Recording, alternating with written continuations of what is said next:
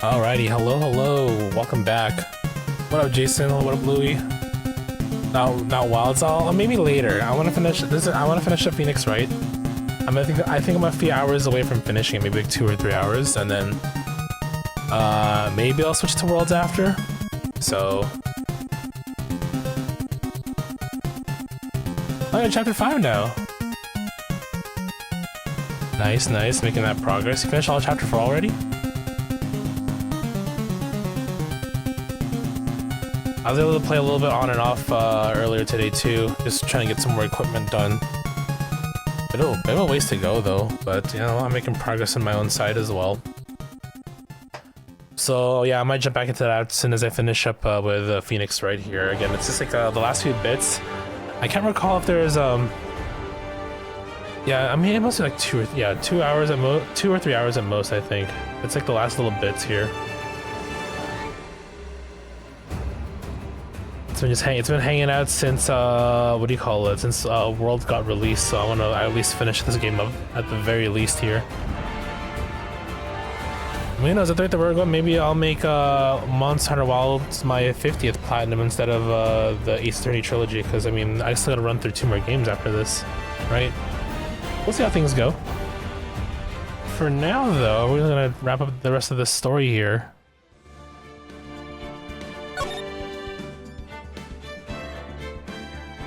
So end of the trial on the 3rd day. Basically, I think it's just a bunch of dialogue from gathering evidence, and then one last trial, and then we are done. Let's see if I remember how this goes. I mean, again, I don't know how the story goes since I did play this like once upon a time, but how it all goes down is a different story, though.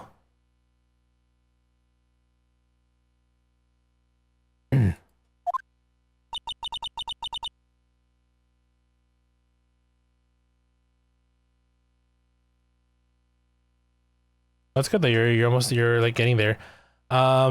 Is chapter 5? Yeah, chapter 5 is like the last of it, I think.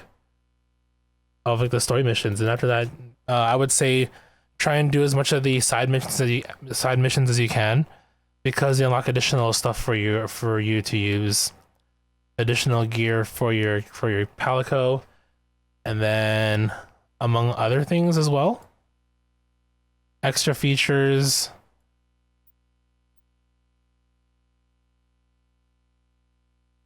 Oh yeah, you'll uncover them as you play through it. Where's my water? Can need that for later. Alright. I'm so sorry, Mr. Wright. I'm sorry for what my sister said. Oh yeah, that's right. She admitted to framing or forging evidence. Drastic crimes require drastic measures. That's just the way it is. You did what we had to in order for him to get the verdict he deserved. I didn't know. I never knew that the SL9 incident was just another name for the Joe Dark killings. Sounds like everyone's heard about these killings but me. Lana wanted Dark convicted so badly. That's why she used me. That's why she used what happened to me. What do you mean, what happened to you? It's all there in the file. Joe Dark's last victim was Prosecutor Neil Marshall. When you murdered Officer Marshall's brother, you left behind an incriminating piece of evidence. But what did you have to do with those killings, Emma? On the night Prosecutor Neil Marshall was murdered, Joe Dark tried to kill me. What? He tried to kill you? Officer Marshall's brother, Neil, was only trying to save me. So that means you. Yes, I was a witness in the Joe Dark trial. I didn't see that one coming. Yes, we can talk about it, yeah. It happened 2 years ago. It was right about this time of the year, too. There was a terrible thunderstorm that day, unusual for the season. I was alone in my sister's office. We were planning to eat dinner together once she finished her work. And suddenly, this terrifying man came bursting into the office. Joe Dark. It seemed like he was running from someone. He pulled out a knife and screamed at me. I didn't know what was going on. Just then, Prosecutor Marshall showed up. Jake Marshall's brother. Joe Dark tried to take me hostage. But before he could, Mr. Marshall tackled him. Then, what happened? I'll never forget it. Lightning struck and the lights went out. Suddenly, A bolt of lightning flashed outside the window, lighting up the office for an instant. What I saw then burned a permanent picture in my mind. I can still see it now. Permanent picture. I don't remember the moment when Dark stabbed Mr. Marshall, so you weren't able to testify about that. No, I was only asked about when I was attacked. That must be why why she made up the crime. Made it up? You mean provided bogus evidence? Prosecutor's office wanted that guilty verdict so badly. Lana forged the evidence and Mr. Edgeworth used it. Edgeworth? Yes, but I'm sure he didn't know anything about it. He couldn't have known he was being given false evidence. Even so, that's when it all started. Rumors about Mr. Edgeworth. I mean, it's all my fault. I could have just testified properly, none of this would have happened. So it's true. Even though he may not have known it, Edgeworth really was involved in falsifying evidence. After that case ended, Lana was never the same. She became cold, like she is today. She must not have been able to face up to what she did, especially not to Emma. What did you see in the instant that crime occurred? Dark knocked down Mr. Marshall and raised his knife. Neil Marshall was stabbed right in front of this poor girl. I don't remember what happened after that. Apparently I passed out. When I came to, Lana was cradling me in her arms. Poor Emma. You've been through so much.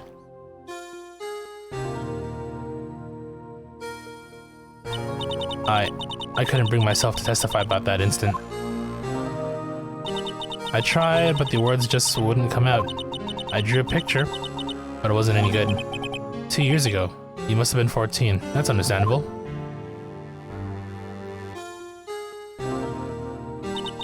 Once it was all over, I made up my mind. I decided that when I grew up, I'd become a scientific investigator. I want to be able to fight crime with my testimonies and find the evidence to make an airtight case.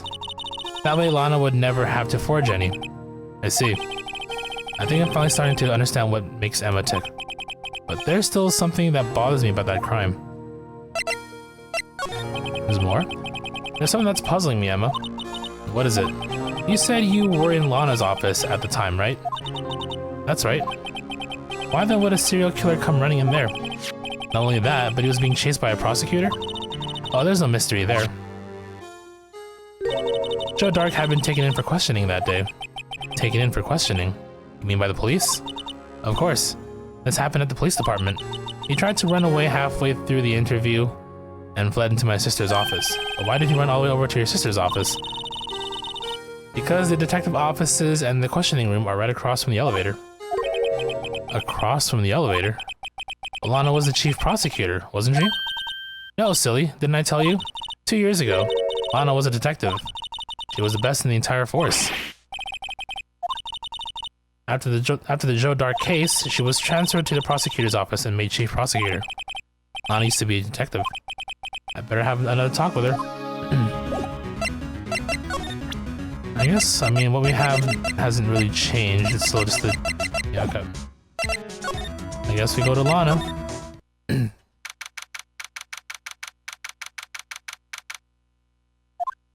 Still one random trophy need to pick up during this bit of the game here, or this particular chapter. Lana. Mr. Wright, it seems I keep causing you trouble. Falsifying evidence. I didn't think you were the type. Criminals don't mind playing foul. Why should we? But Lana, if you're wrong, an innocent person might be found guilty. Believe me, I understand the risks. Lana, Emma told me about you. Oh? About how you were a detective 2 years ago. And how the SL9 incident was the reason for your transfer to the prosecutor's office. That's right. Could you fill me in on the details? Especially about that unusual change of jobs? I suppose you have a right to know, Mr. Wright.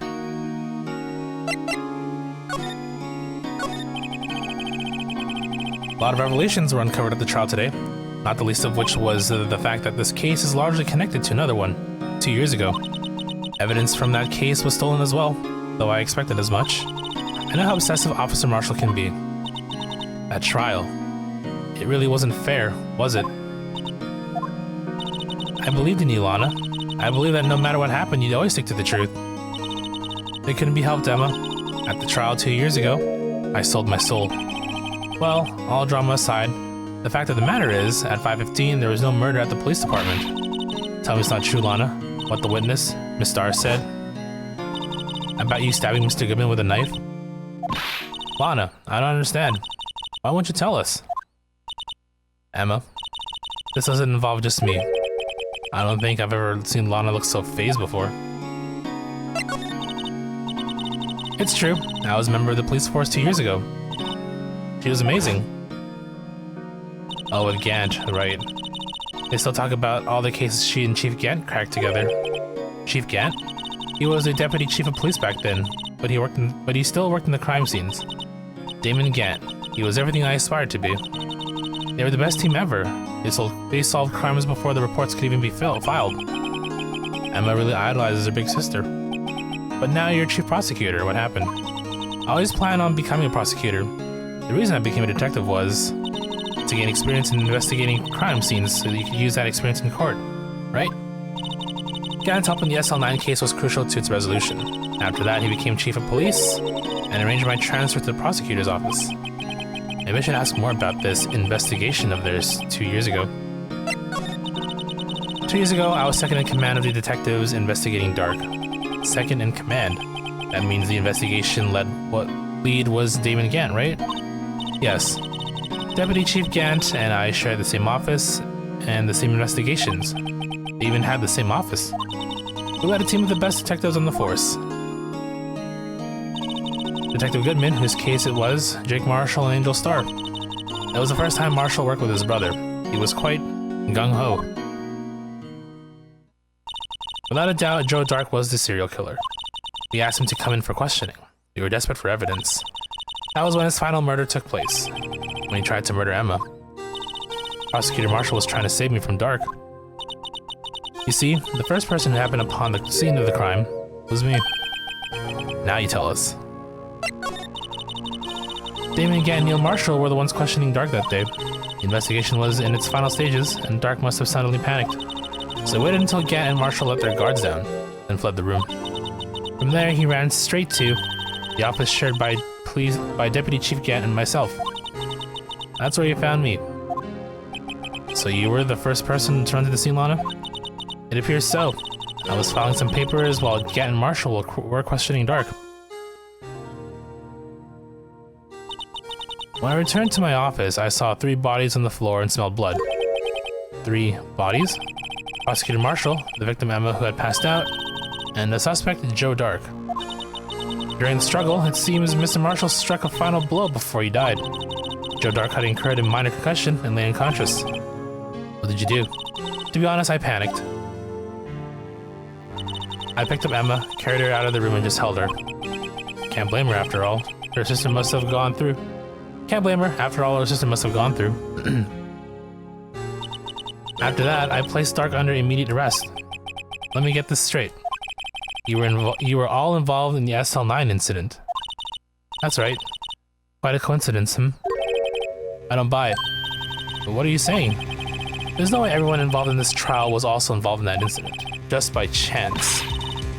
That case was solved 2 years ago. At least one person went to extremes because they didn't believe it was truly solved. Officer Marshall. Yes, his actions came as a surprise to me as well. Ever since his brother died, he's changed completely.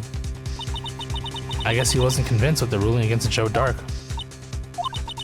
Life doesn't end with the closing of a case. Everyone has to live the rest of their lives with their memories. That case just might not be over yet. Emma was assaulted by Dark at the police department, right? Yes, in the office that Damon Gant and I shared.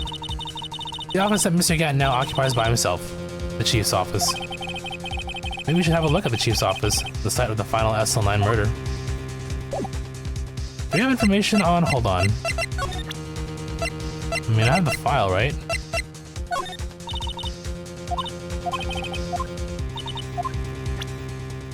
Can I view it? Here we go. Perpetrator, yeah, okay, so it's just a list of people who are involved. Victims, 6 people. No details as to what the killings were specifically. That might come into play later, maybe. Anyway, moving on. Let's go, I guess we go to...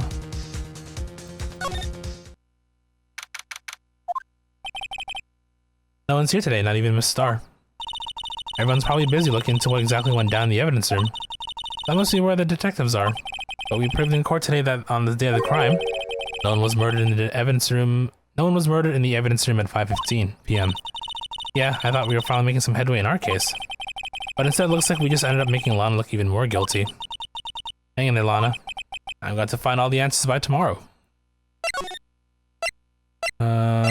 Here? Mr. Edgeworth isn't here.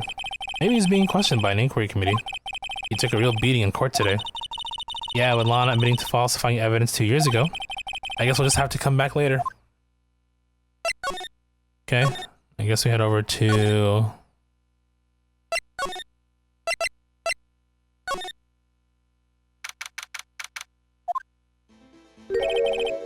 Howdy, Bambina. Oh, Mr. Marshall. Never thought things would turn out this way when I woke up this morning. Que sera, sera. You never know where life will lead you, eh, Bambina? Should've known my luck had run out when old Billy dried up this morning. Billy? Must be his pet cactus. Say, where are you headed? Just over to the prosecutor's office for a little interrogation. It's a voluntary appearance. We all know I won't be coming back. Sorry, you can't go in the evidence room today, partner. Mr. Marshall? Why did you do it? Why do prospectors head west? If ever there was a case I needed to know the truth about, it was that one. Before you turn yourself in, Mr. Marshall, would you mind telling us exactly what happened? Looks like I won't be getting a steak lunch today. Something was fishy about that trial from the beginning. It wasn't just me either. All the detectives thought so. What do you mean fishy? Some of the facts reported were inconsistent with the evidence we found. For example, the murder weapon. The murder weapon? You mean that switchblade knife with the broken tip? That was Joe Dark's all right. But in the initial autopsy report, a question was raised.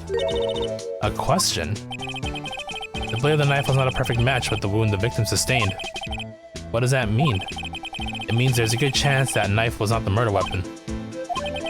However, in the report that was finally submitted, that possibility had been erased. Could the facts have been concealed with forged evidence?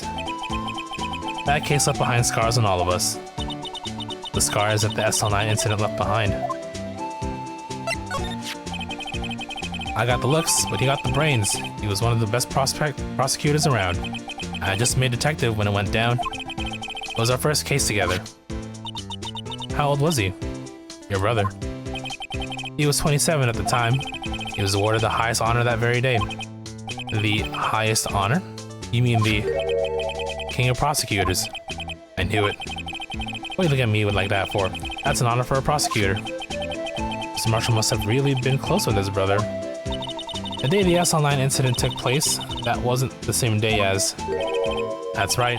It was the day of the evidence transfer. Interesting. It was drizzling that morning, and by nightfall there was thunder.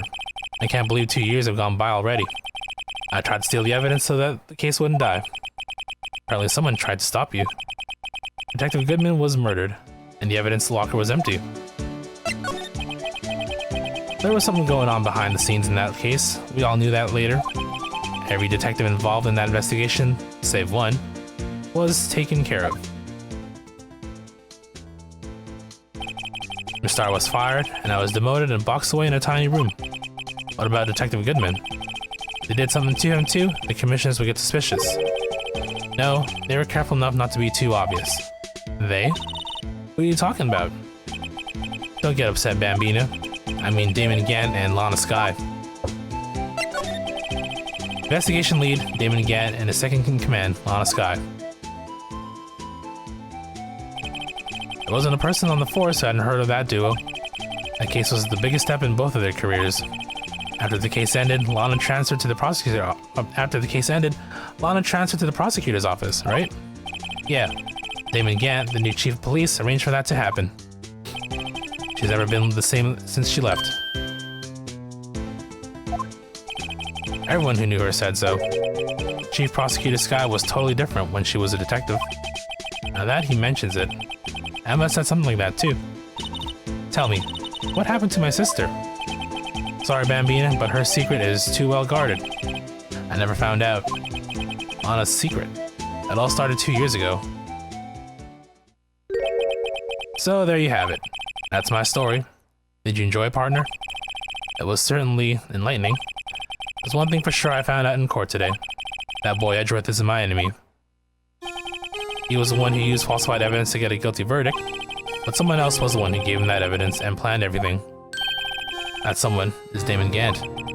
Don't believe me? Well, I don't blame you. I won't even be patrolman after today. Too bad I won't be around to work with you when you become a real scientific investigator. Adios, Bambina. And they never saw Marshall again. Okay, who's in here now? This place is always pretty empty, but today it's deserted. That must mean everyone's busy solving crimes. Oh, if you're looking for the others, they're all in the conference room. Thanks. Wow, he actually talked to us. The chief prosecutor saying what she did and the decision about what to do about Mr. Edgeworth, not to mention our statement to the media in tomorrow's trial. There's more chaos going on than Thanksgiving and Christmas put together. I think festive is the word usually used for those. Sir, we'd like to have a look around Chief Gant's office. Just use the connecting hallway to the other building and take the elevator to the top floor. Really? You mean it's okay for us to go in there? I mean, we aren't police officers or anything. Hey, you're right. You can't go in there, it's off limits. Now I see where Detective Gumshoe gets his unique charm. Well, what are we waiting for? Let's head to the chief's office. Alright, the Oregon. If this doesn't scream villain, I mean...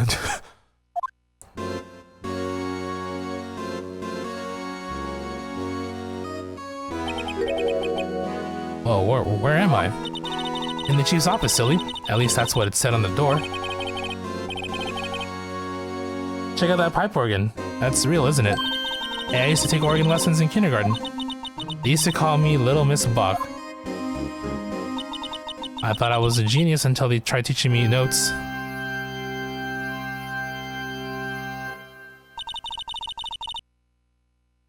I never could remember where C was. Oh great, look what you did out. Oh, it's you two. Chief Gant. By that paper he was reading in his desk. So, Wright, have you been swimming lately? No, I haven't. I've been kind of busy lately. I can appreciate that. I've had my hands full too with Mr. Marshall's misconduct and Lana's provocative statement. Provocative statement? Oh, you mean about the forged evidence? 2 years ago passed since that incident. My, how time flies. See that big picture on the wall over there? Oh shit, it's the vase in the back and the vase in the background too. That's a picture of Lana, Neil, and me. So this is Mr. Marshall's brother, Prosecutor Neil Marshall. We took it to commemorate our work together. Something is not right with this picture. Can't quite put my finger on it though. Oh, it's a statue, or the trophy. It's missing the sword, or dagger, whatever it is. And then yeah, the vase is there too. I mean, I guess that makes sense. That thing must have been there at the time of the crime 2 years ago. And then if I remove my camera real quick here, let me just move it. Because there's also, maybe a little bit over here. Just so it's out of view for the most part.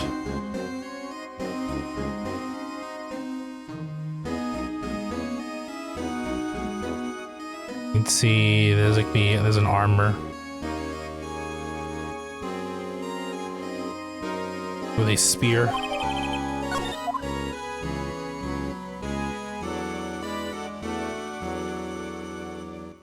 Ah yes, the awkward long pause. Anyway, I like to reminisce all day, but there are matters that need my attention. I'm going to lock up here, so let's go out together. Oh, but this office. It was a crime scene 2 years ago, wasn't it? That case has long been over. There's no need to investigate it anymore. All the same, we still like to have a look around. Perhaps you didn't hear me.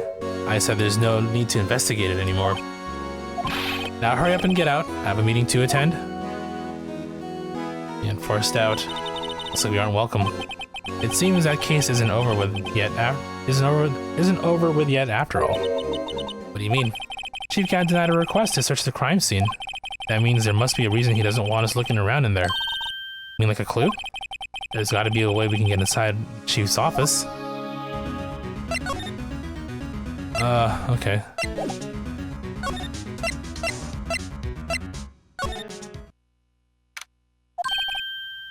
Maybe we can get Gumshoe to listen? Hey, pal. Detective Gumshoe, aren't you supposed to be in a meeting? I'm, just taking a breather. My feet hurt. From sitting so long? Actually, from serving everyone coffee. Sounds like Detective Gumshoe's still out of the loop. Say, have either of you seen Mr. Edgeworth? Edgeworth? No, why do you ask?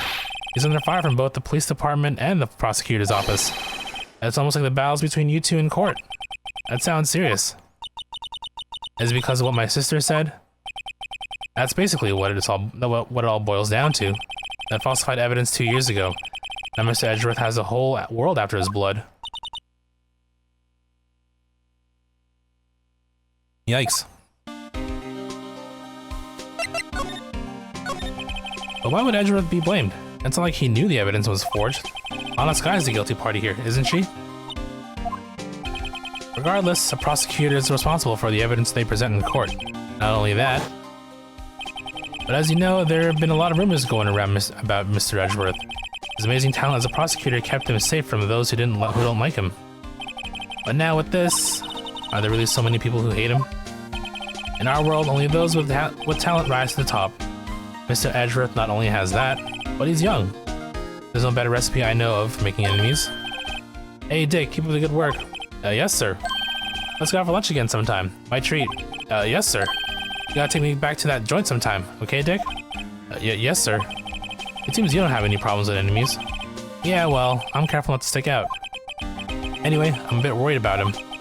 Under all this pressure, I'm afraid Mr. Edgeworth just might crack. Actually, I took a look at the file earlier while the coffee was brewing. He seemed genuinely concerned for Edgeworth. Well, did you find out anything? The only evidence Stark left behind was during his final attack. His final attack? You mean when he killed Prosecutor Marshall, who was trying to protect some girl? Me. Seems Detective Gumshoe never realized Emma was the girl. That's when he left the most incriminating evidence of all. Well, what is it? Oh, let's see. I think it had something to do with the murder weapon. Oh, I forget. Look, it's all written somewhere in here, okay? His powers of recollection never fail to impress. Maybe we should show him the murder weapon. It might jog his memory. Let's do that.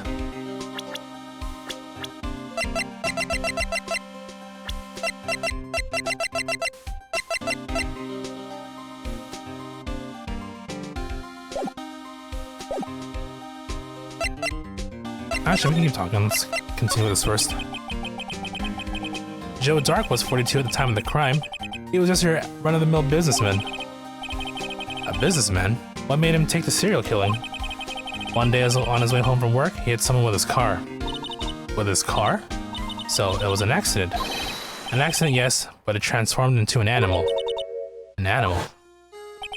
He killed a man that witnessed the accident, and he killed the lady who saw the second crime. The kid walked by just then, so he killed him. Oh my god. Then he was burying the bodies. A jogger came up upon the scene and was killed as well.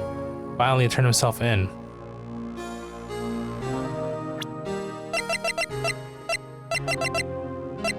Would that be more so like a spree killing? I mean, it happened all in one go, but still.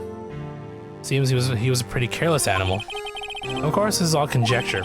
There wasn't a single shred of evidence, so he turned himself in. Yes, but in the middle of his questioning, he fled and murdered his final victim, Prosecutor Marshall. That crime was witnessed by someone too, but luckily Dark was arrested on the spot. It's a good thing that last witness wasn't killed. That last witness, aka Emma. Again, now we show you the knife. You can tell me more about it, right?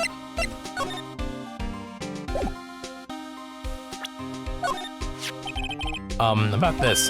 Hey, there's a tag attached to it with the label Asaline Incident on it. I believe this would be the broken murder weapon you were speaking of. What are you doing with that? Ever since that case was closed, that knife's been locked away in a locker.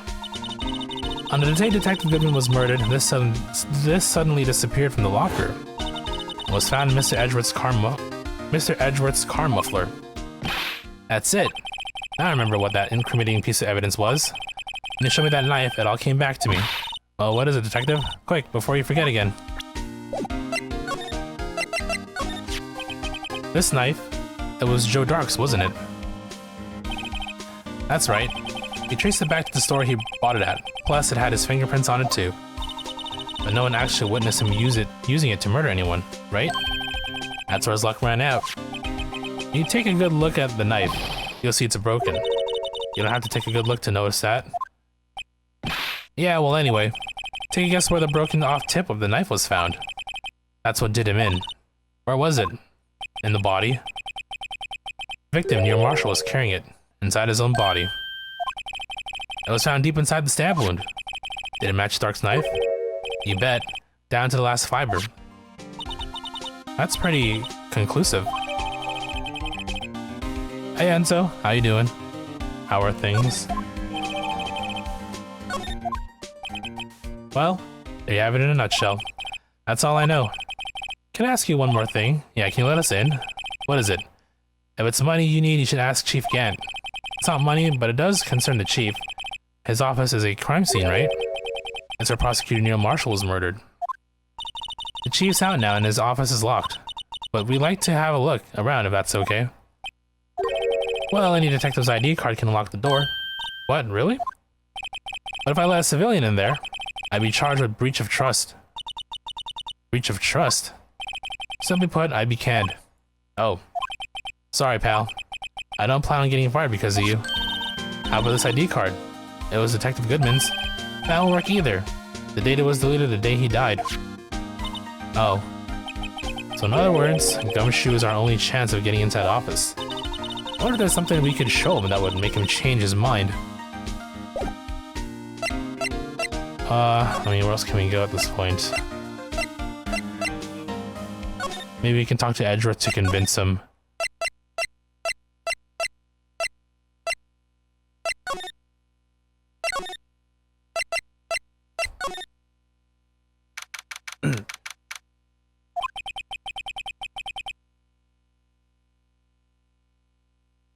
Water pipe burst under the house and the crawl spaces too. Oh dang, sorry to hear.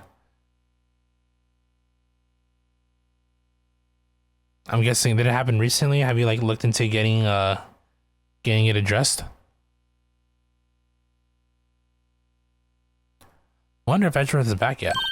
There he is. It looks like he's writing something. Oh, what are you doing here? He sure was quick to throw that paper on the floor. Tough day in court, huh? I've had to live the past 2 years with rumors flying around. What's another allegation to me? Cheer up, Mr. Edgeworth. I'm rooting for you. That's Edgeworth for you. Always trying to hide his real feelings. So, what do you want? Unlike some people, I don't have all day. Let us talk. There's no excuse for what I've done. 2 years ago, I've used false evidence to obtain a guilty verdict. That's what it all breaks down to, and nothing I can do to erase that fact. But you didn't know, did you? I mean that the evidence was falsified. The police department and the prosecutor's office share a bond of trust. If that bond is broken, we stand to lose everything. The police department's error is my error, my responsibility, as a prosecutor in charge. That fact remains the same no matter what excuses I might have. Mr. Edgeworth, I take pride in my work, so tell me, why? Why has it all come to this? I mean, Edgeworth can't keep this kind of emotion bottled up.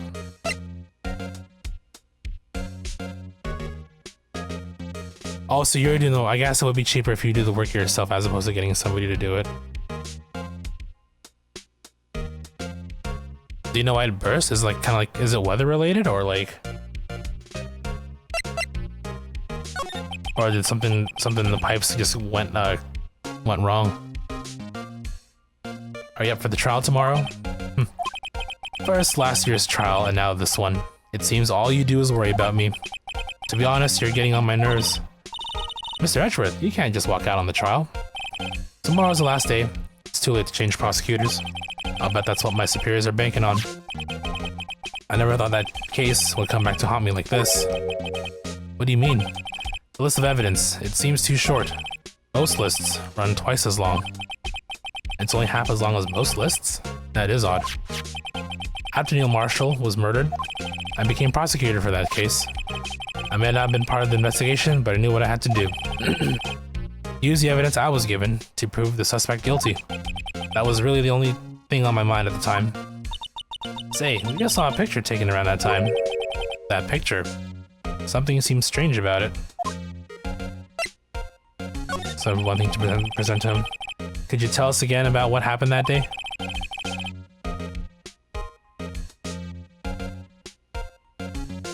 I mean, if you're capable of doing it yourself, you may as well. That's how I am with the home repair too sometimes. I've done a couple things already that saved me a good few $100 here and there, so. Nothing like, simple YouTube video or, looking up online for certain things, right? To save you some money. The day Detective Goodman was murdered, you were participating in a ceremony over at the station, right? I never cared for ceremonies, but I had to attend this one. Because you were awarded this, those receiving awards can't exactly skip out on the ceremony. I finished up at the office in the morning, then drove over to the police department. You finished up at the office? Yes, just odds and ends, clerical stuff. I didn't plan on returning to the office that day. That is until I was asked to take something back. Take something back? This. Oh yeah, Chief Gann asked you to hold on to that, didn't he? Yes, it was a piece of evidence in a case that was closed half a year ago. He asked me to bring it back to the prosecutor's office. That story we heard yesterday. So you came back here to the prosecutor's office because the chief asked you to. That's right. Okay, now we can show him the picture that we saw.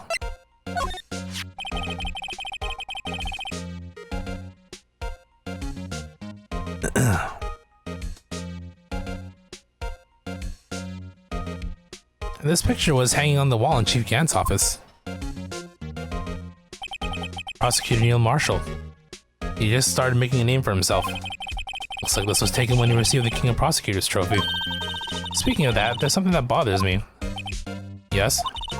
The trophy that Mr. Marshall is holding, it's a little different than yours. Yes, you're right. Ah, I remember now. Remember what? That was what the official prosecutor's trophy looked like until 2 years ago. There's a story behind its design. The story? Sounds interesting. Would you mind telling it to us? It's simple, really. Contradiction. That's what the award's based on. Contradictions. This award originates from an ancient Chinese tale. In Chinese, the word contradiction is written with 2 characters. The first means halberd, and the second means shield. Have you heard the story? Me? Oh, sure, everyone knows that. Why don't you tell it, though? For Emma's sake. Very well. Oh, this music. Long ago in the kingdom of Chu, there was an arms merchant. One day he presented the king with 2 items. The first was a halberd he claimed could slice through any shield or armor. The second was a shield he claimed could withstand any weapon. Wait a minute. Objection! Yep. Those claims contradict each other. Very perceptive. But then again, you've heard this story before, right? Anyway, as you mentioned, the very descriptions of these items discredit them both. When the king pointed this out, the merchant was left speechless. And thus, the Chinese word for contradiction was born. Oh, I see. So the chipped shield and the broken knife symbolize... Precisely so. They symbolize the merchant's items. The ancient tale ends with the merchant at a loss for words. But it's in our nature to pursue matters to their conclusion, even if it results in something as ugly as this. Wow. Thanks, Mr. Edgeworth. I learned something new today. That's funny. If that's so, then why were you only given a shield? You'll have to ask Chief Gant. 2 years ago, he had the halberd part of the award abolished. Chief Gant. Okay, now let's go grab that piece of paper. I think we can go for that next, right? I wonder what he was writing before. Come on, Mr. Wright. Let's take a look. Are you crazy? Edgeworth is sitting right there. Just distract him. I'll check it out.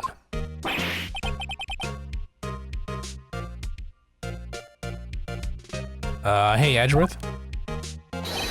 Is that Detective Gumshoe out there in the window? Oh no, he's falling to the ground. Hold on. First, let me see what this girl is doing crawling around my feet. He didn't even look. What? Letter of If you're having trouble reading, I'll read it for you. It says the letter of resignation. Resignation? Edgeworth, you don't mean... I'm tired, Wright. I feel as if something inside me has died. But Mr. Edgeworth, none of it is your fault. I know the path I walked. You don't need to tell me. And the path I walked hasn't been a just one. I can't forgive myself for what I've done. And no one else should forgive me either. Do I play Hades? I haven't played yet, but I want to though. I've been meaning to actually.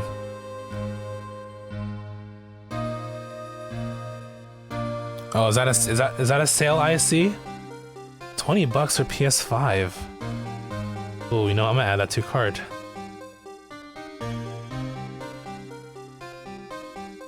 I had the Metal Gear Solid Master Collection Volume 1 also on my cart as well, but it was on sale for $20. I didn't pull the trigger on that. I might pull the trigger on this though. But I want to see if I can get another game to go with it though. Not just the one game, because I think you save on shipping if you can spend a little bit more. Oh no, it says save worldwide if you spend $80. Ooh, $80. Ooh.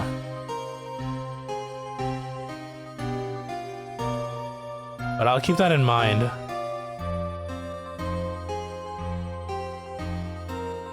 Well, thank you for the heads up.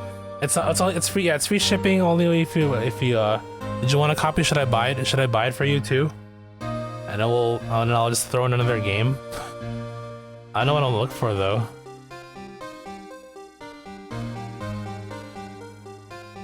Get you a game as well? Okay, show me. Oh, Unicorn Overload, okay. Now apparently it's $80 for shipping, so that's not enough. We're currently sitting at $55. Give me like a day. I'll look. I'll see if I can find anything else I want to pick up here. But yeah, I'll keep your game in the cart as well. I do browse this stuff from time to time. I mean, and yeah, I did see the Metal Gear Solid collection, but I didn't pull the trigger on it. And now it's back at regular price. Okay, yeah, I'll let you know if I end up picking it up. I'll probably pick it up at some. I'll look at some point.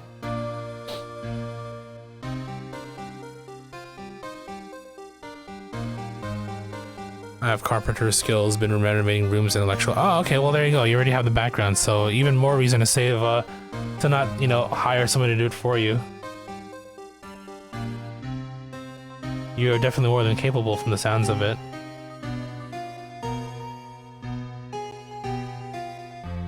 Uh-oh, I think he's serious. Mr. Wright, please, you have to do something. This letter of resignation, I wonder if I can use it for anything. Yeah, I give it to Gumshoe and it'll let us in. Let's do it. We'll use Edgeworth's current melancholy as a weapon for other purposes. So they're just breaking into a police officer's or chief of police's office.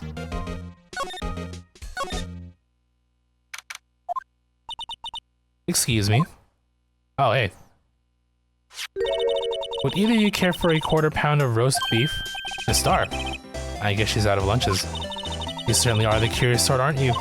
Kinda like the first person who sucked a cow's nipple to just what the fuck? Okay, sure. Still, I never thought you'd go dig up that case from 2 years ago. Everyone in this trial was involved in the SL9 incident. Not only that, but the murder occurred on the very day the evidence from the case was due for transferal. This can't be all attributed to mere coincidence. Only problem is the crossface is too small and you're a big dude. Gotcha. Just bust open the floorboards or something. Aren't you forgetting something? You know that little scene I happened to witness? The instant Lana stabbed Detective Goodman with a knife. No matter how much of the past you dig up, it won't change what I saw. Roast beef is meant to be savored when eaten. Star's hatred towards Lana. It all dates back to 2 years ago. Hey, there you go, that's my trophy. Okay. Well, let's talk, lady. Joe Dark. That's a name I'll not soon forget.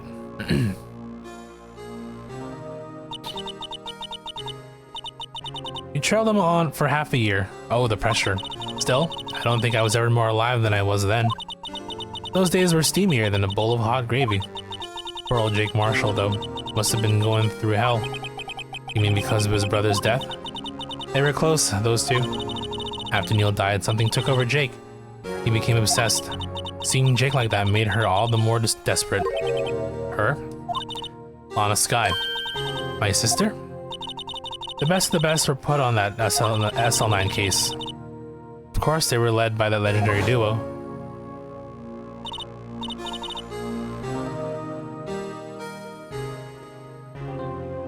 So I'm just closing the. I'm just gonna minimize the. I have a video game plus open. Lana and Chief Gant. We see this had voice acting. I agree too. I wish they did. But I mean, this was originally a Game Boy. Well, the original games came out on Game Boy Advance, and then they got.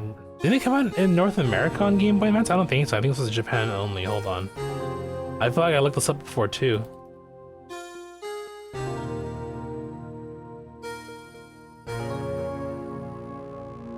Game Boy Advance in Japan, and then yeah, the DS version came out and was the first North American release of the games. And then after that, just a bunch of remasters everywhere. I mean, it's a simple thing to just, you know, pretty up the drawings and art and all that. And then it's another thing to, like, you know, spend money on voice acting, which I wish they did, but hey, you know. Maybe in future games. I know there are like 6 games in so far. Yeah, it's a remaster. But then again, yeah, they brushed up on the art for like the modern day releases, right? So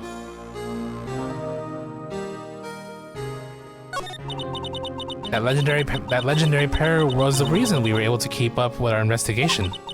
That's why we were so shocked over how it turned out. You mean with the forging of the evidence?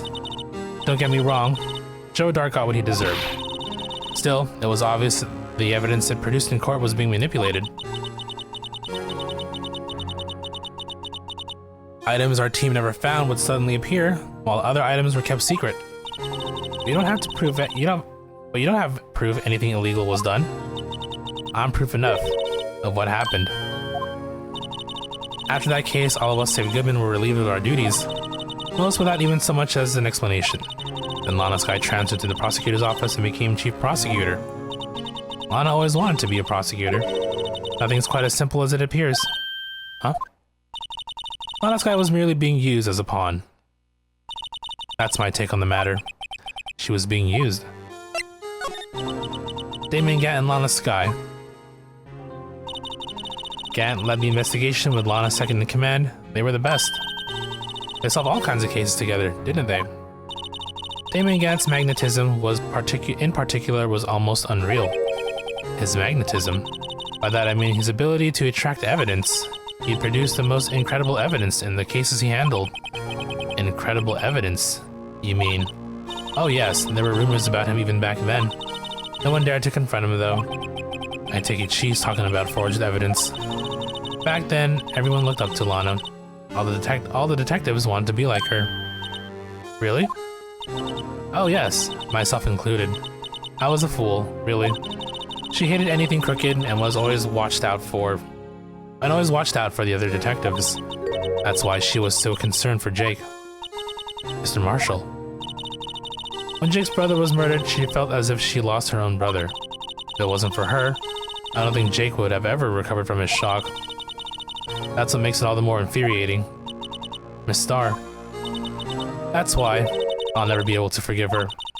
Why did she have to turn so cold after that? Lana transferred to the prosecutor's office 2 years ago, didn't she? Yes, thanks to Chief Gant's powerful influence. Chief. That's right. Having solved the SL9 case, his position as chief was secured. There was only one thing left for him to control, and then no one else could stand in his way. The prosecutor's office. What? You mean That's why Lana was transferred? If he could control the chief prosecutor, he could control the prosecutor's office. That must have been his goal all along. But how could he control Lana? I don't know. But one thing's for sure. Ever since that case ended, she's never been the same. It's only logical to conclude there must have been a real reason for her change. There must have been a reason for her change, at last. I'm finally getting closer to the bottom of this ugly mess. Thank you, Miss Star. You listen to me, rookie. It takes more than just ingredients to create fine cuisine. I hope you turn out to be a better chef than I've been.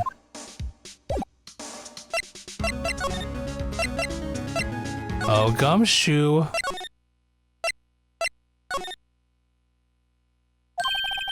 Oh, you're back. You're still here? I gotta make 150 copies of these files. Brewing coffee, copying files. I'm turning into a regular DJ. You're a DJ as well? I'm not mistaken. I think he means desk jockey. Oh, that DJ. I gotta admire persistency, but my answer's still no. I'm not letting you in the chief's office, period. It'd be my neck on the line. That office is the last crime scene in the SL9 incident. I have to take a look in there. There's gotta be something we can do to make the detective change his mind. Oh, don't you worry about that, Emma.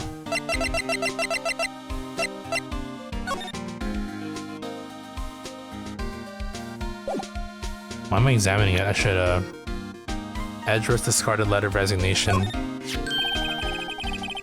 What's this crumpled up piece of paper? No way. Mr. Edgeworth can't be serious. Is he ever not serious? I can't believe they pushed him this far. Mr. Edgeworth really feels responsible. When I first met him, I thought he was as cold as ice too. But I know different now. He trusted us detectives to provide him with sound evidence. But we betrayed him. Detective. That's it. I made up my mind. But here, take my ID card. You can't do that. Phoenix is like, okay, now that he gets it, he doesn't want to do it. It was your idea, dude. If someone found out, they wouldn't let you off the hook with another lost item report. Look at me. It's no secret I'm already out of the loop. After all, I'm friends with Mr. Edgeworth. Depending on how this case turns out, I may be as good as terminated. What?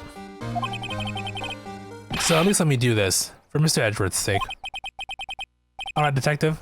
Thank you.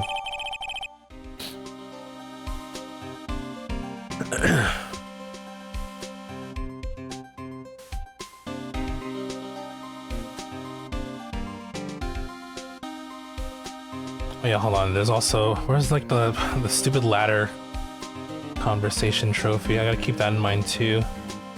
Ladder, ladder, ladder, ladder.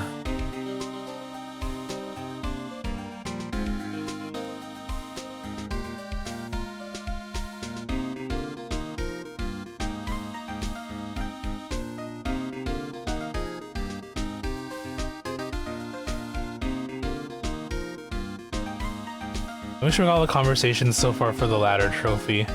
Case 3 and then case 5. Yeah, we've done these. So next one's gonna be the next game, so that's fine. I think we're good.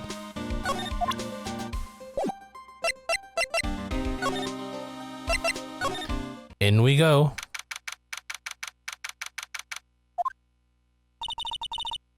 Here goes, Mr. Wright. Click. Beep. Alright, we're in.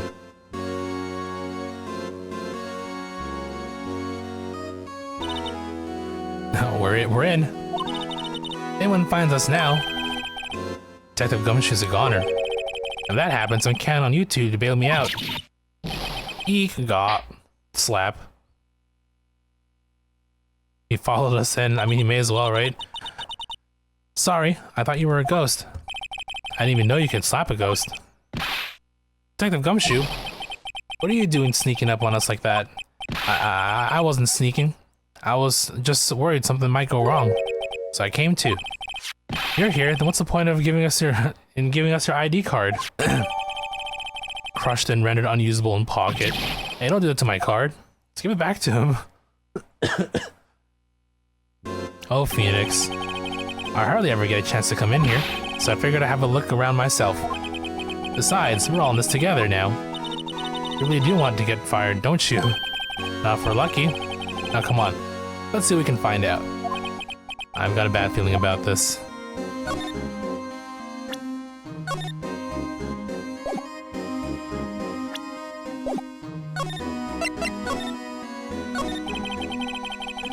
That desk on the other side of the room. Was that your sister's? Yes, that's where I was waiting for Lana. On that day 2 years ago. Is anyone using it now? No, sir. This is entirely Chief Gant's office now. He practices a strict policy of preserving the crime scene. That's a strange reason to leave it there. He leaves it as a warning to everyone else. He wants us to always be alert. He told us so himself at our New Year's party. Of course, he was pretty intoxicated at the time. I see.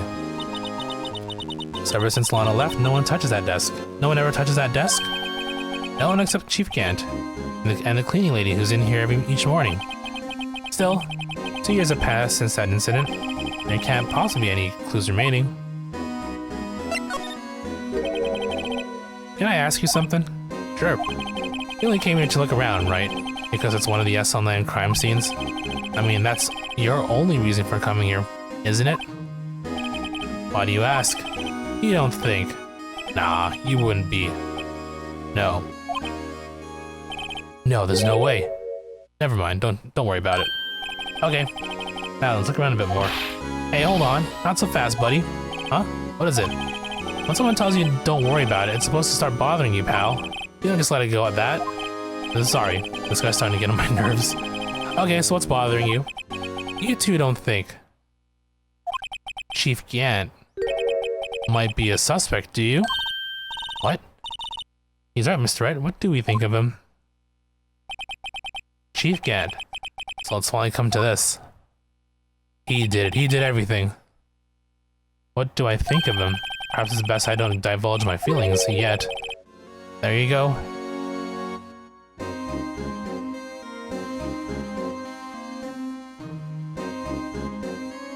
There you go, ignoring me again.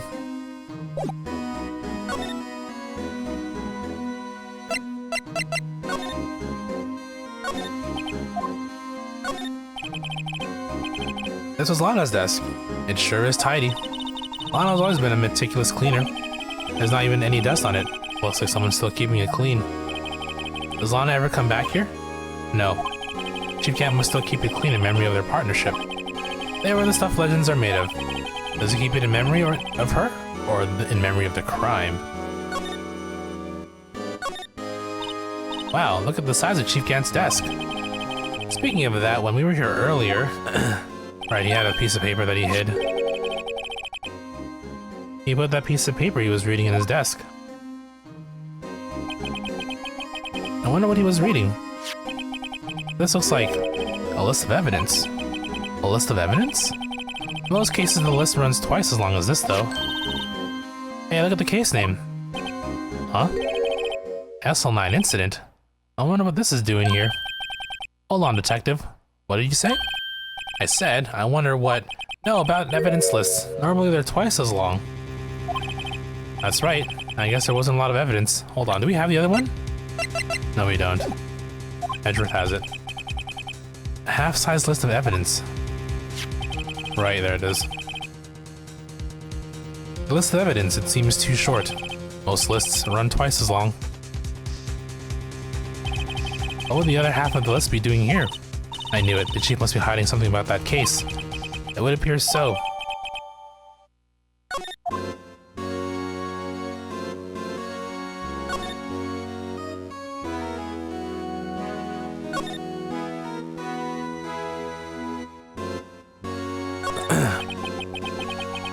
This is the real deal, isn't it? This armor and these weapons? Sure is, pal. The chief doesn't care for imitations. First the pipe organ, and now this armor. Do you know how many taxpayer dollars must have gone into this room? What? You mean we're paying for this? That's it. I'm not paying 1 cent of my taxes. You don't have any taxes to pay. Careful what you say. Who knows? The chief may be hiding this armor as we speak. I don't think he'd fit in there. Even if he did, he'd never be able to get back out. Cut it out. You guys don't know how scary that guy can be. This is a safe, isn't it? Safe. That word is rife with intrigue. Okay, you say so. Looks like a code needs to be entered in this panel to open it.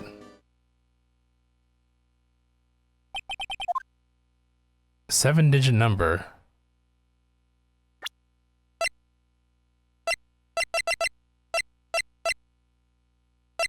I believe...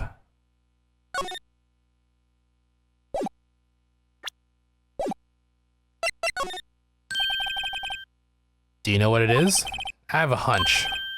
Oh, I know. You want to try my birth date? It's...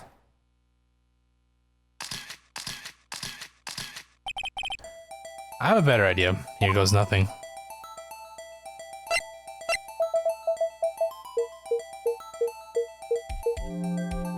Ah, yes, okay.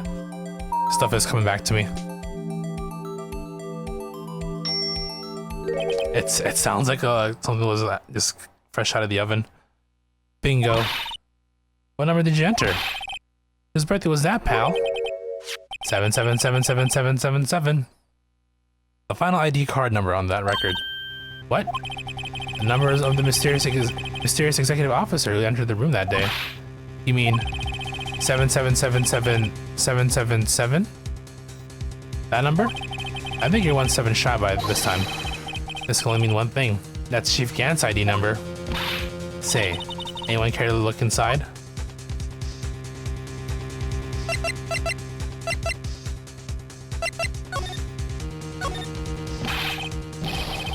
Is there any money in there? How much does he have stashed away? Look, it's oh shit! The last piece of the jar. A shard from a broken cup. That someone looks familiar. Where have I seen this before? There's something else in here too. What's this? It looks like a piece of leather cloth. And there's a clear print on there too. This is a handprint, isn't it? Hey, I saw someone wearing a shirt like that once. You think the chief made up that design? I don't think so. Oh, well, just a thought. Is that it? This is all that was in the safe? Apparently so. It's empty now.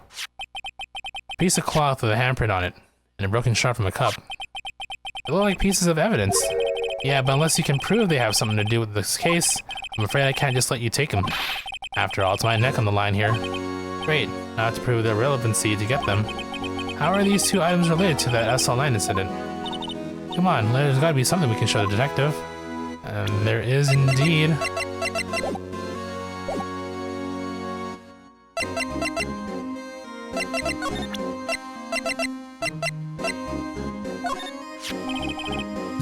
Detective Gumshoe, could you have another look at this jar? I remember that when the three of us put that back together. Ah, those were the days. It's kind of early to be nostalgic. It was literally just yesterday, was it not? Wasn't this jar a piece of evidence from that case?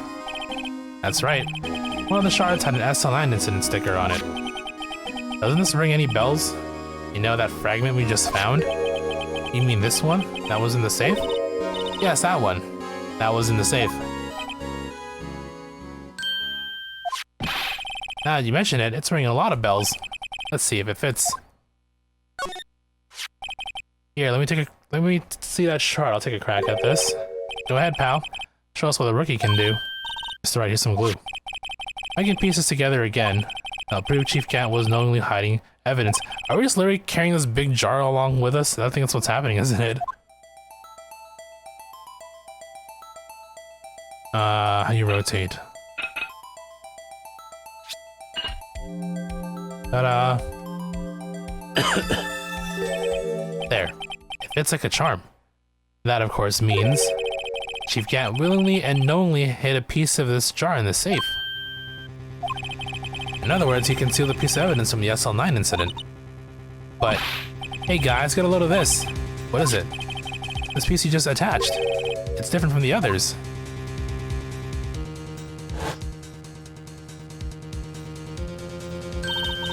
There's a reddish line on it. A reddish line. That's blood. I don't get it. Why would Chief Gant hide this in the safe? Okay, so... I want that cloth, though.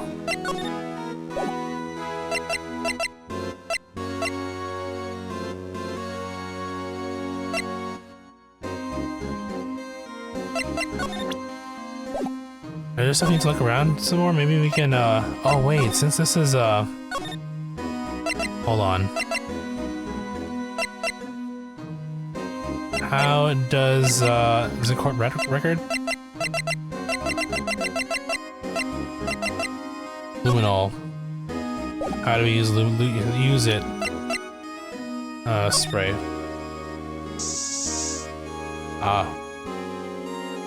Wow, after 2 years, it really does stick around, doesn't it? Whoa, this area must have been covered in blood. Is this from that incident? It must be. When Prosecutor Neil Marshall was murdered. 2 years have passed, so the reaction's kind of dull. So murder really did take place here.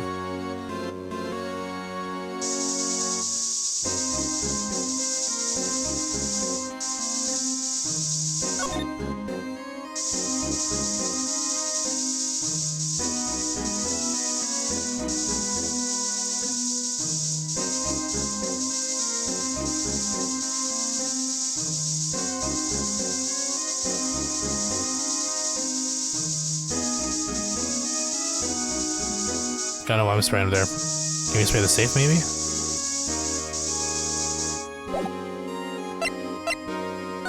Or...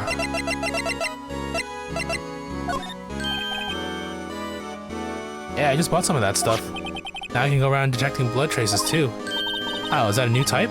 I've never seen that bottle before. Add 3 inches to your base height. Base height? Hey, let me see that. Lumen Tall. New improved growth. Oh, it's hair growth formula. Oh well, it's not quite the same thing as luminol. So that's why the lady at the counter had that smirk on her face. Detective Gumshoe, I like you to have a look at this. Hey, I know what that is. So you want to take some fingerprints? That's a great idea, Detective. All right, go to town. Sheesh. What are you doing? Why are you sticking out your hand like that? Go ahead, take my fingerprints. It's not your fingerprints we want to take. Huh? Come on, this isn't time for jokes. We're talking about that cloth we found in the safe. Oh, I knew that. The one with the handprint on it, right? Sheesh, where's your sense of humor? Okay, Mr. Wright, let's check for prints. Sprinkle the powder on the cloth. And once they've been absorbed into the prints, blow the rest away. What are you, my mom? I don't have to be told a million times. Alright, let's get this over with. I mean, the most visible print would be this one here, right?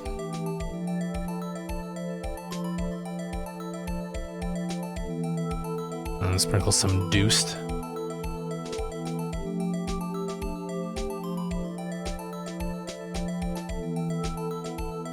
And this one, I think this one's very peculiar. Like, you gotta get like every single inch of the fingerprint covered.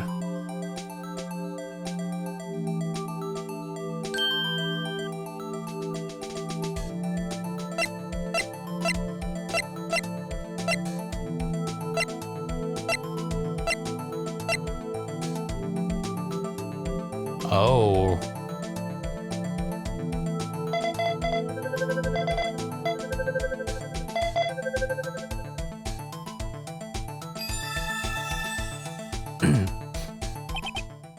No.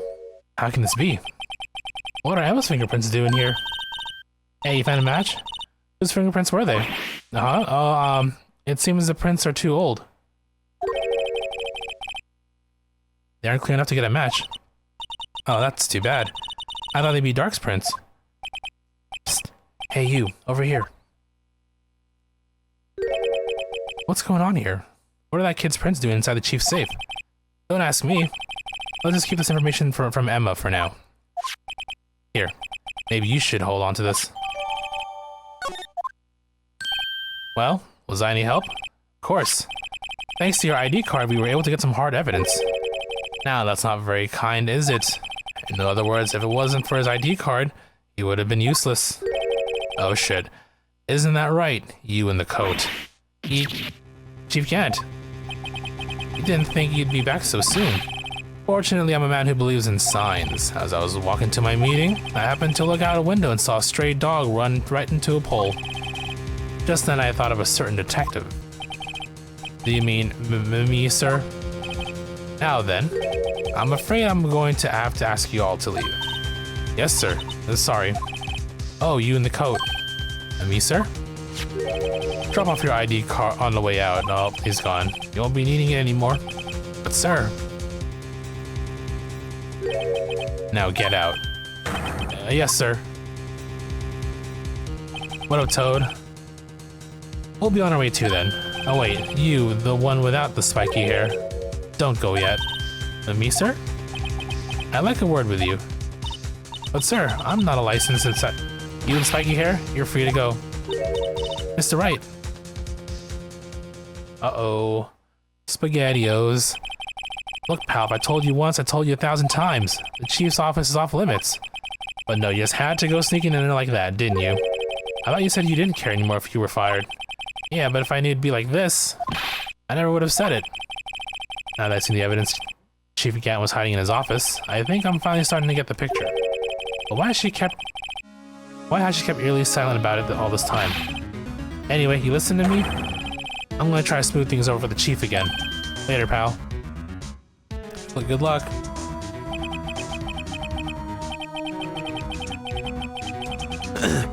After that, I heard from Emma. She said the police wanted to ask her some questions, so she'll be busy for the rest of the day.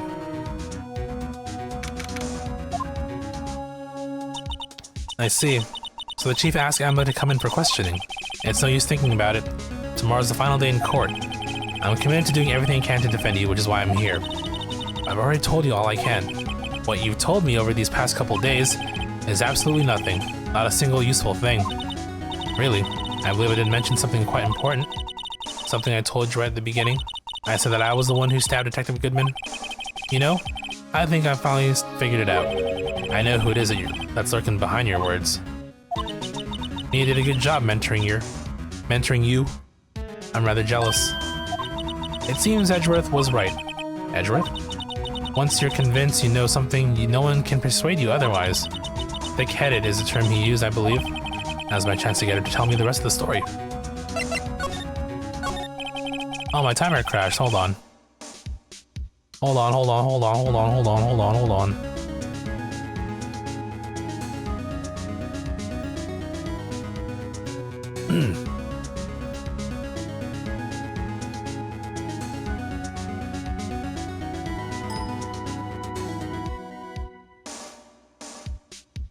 I have to admit, I was more than a little perplexed at first.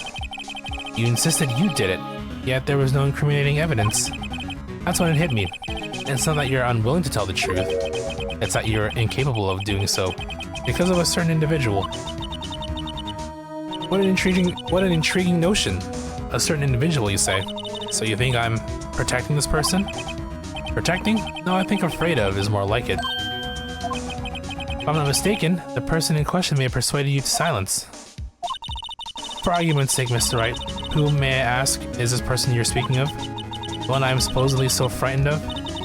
What is this person's name? Officer Meekins. Oh, Miss Guy?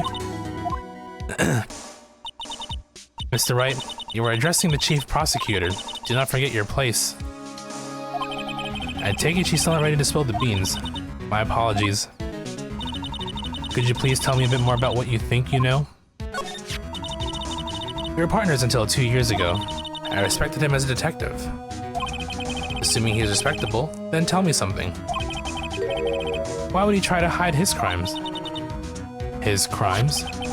Both you and Edgeworth will be brought before a board of inquiry for what you did. Specifically hiding and forging evidence. Of course, these are serious offenses. Why is it though that Chief Gant's name was never mentioned? Chief Gant?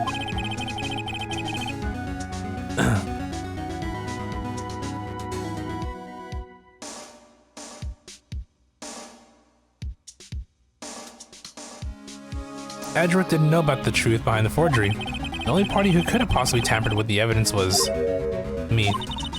I had access because I was in second in command of that investigation. Yes, you, but also one other, Damon Gant. If you intend to accuse Chief Gant, you'll need more than just words. Show me proof that Chief Gant falsified evidence in that case. Yeah, here, the jar.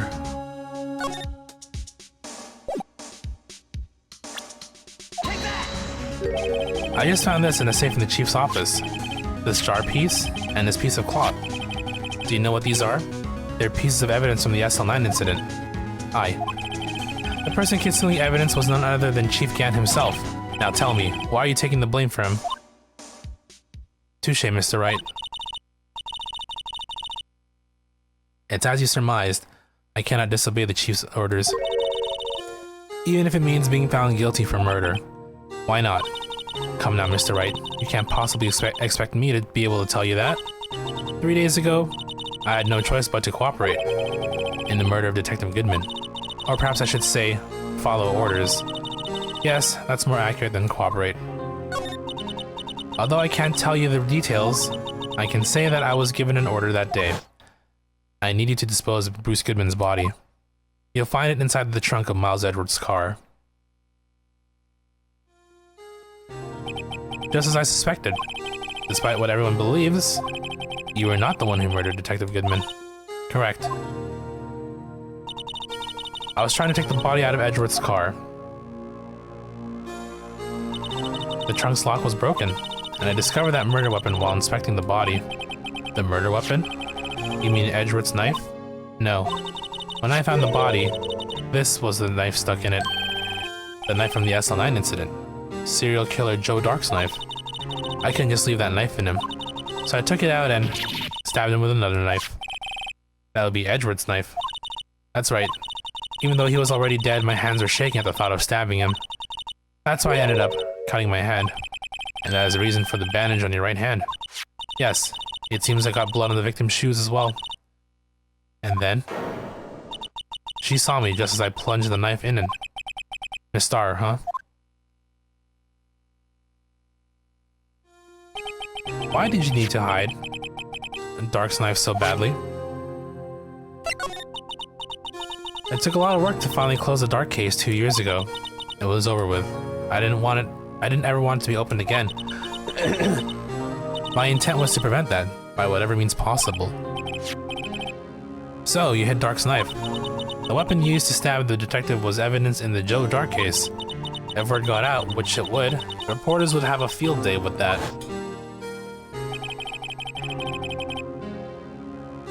So you wrapped the knife in your scarf and hid it. In Edward's exhaust pipe. Right. Then I called my sister. To tell her what happened, and to ask her to hide the knife that was inside my muffler. You asked Emma? I didn't want anyone on the force to know about this. That would explain why Emma was so confident about Lana's innocence. Speaking of phone calls, I had a bad feeling about one of them that day. A bad feeling? The truth is, after I received those orders from Chief Gant, the first thing I did was make a phone call. A phone call to Patrolman Jake Marshall. To Marshall? Why on earth would you call him? The lead investigator for the SL9 incident had been murdered. I wanted that fact to be kept hidden, and I needed help. He was the only other person I could trust, or at least I thought I could trust him at the time. However, it seems that after I spoke to him, he went off on an escapade on his own. Oh, you mean, not wanting the case to die, he decided to take things into his own hands. He disguised himself as Detective Goodman and tried to steal the evidence. He had already stolen the ID card, but it seems he still hadn't made up his mind to break into the evidence room. After my phone call, any remaining doubts he must have disappeared. So your phone call caused the incident in the evidence room.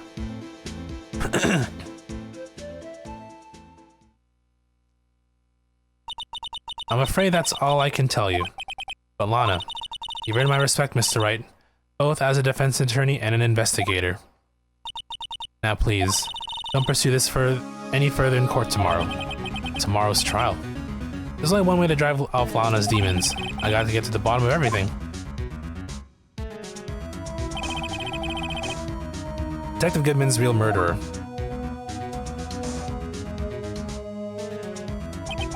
And what went down in the chief's office 2 years ago. Alright. Trial day.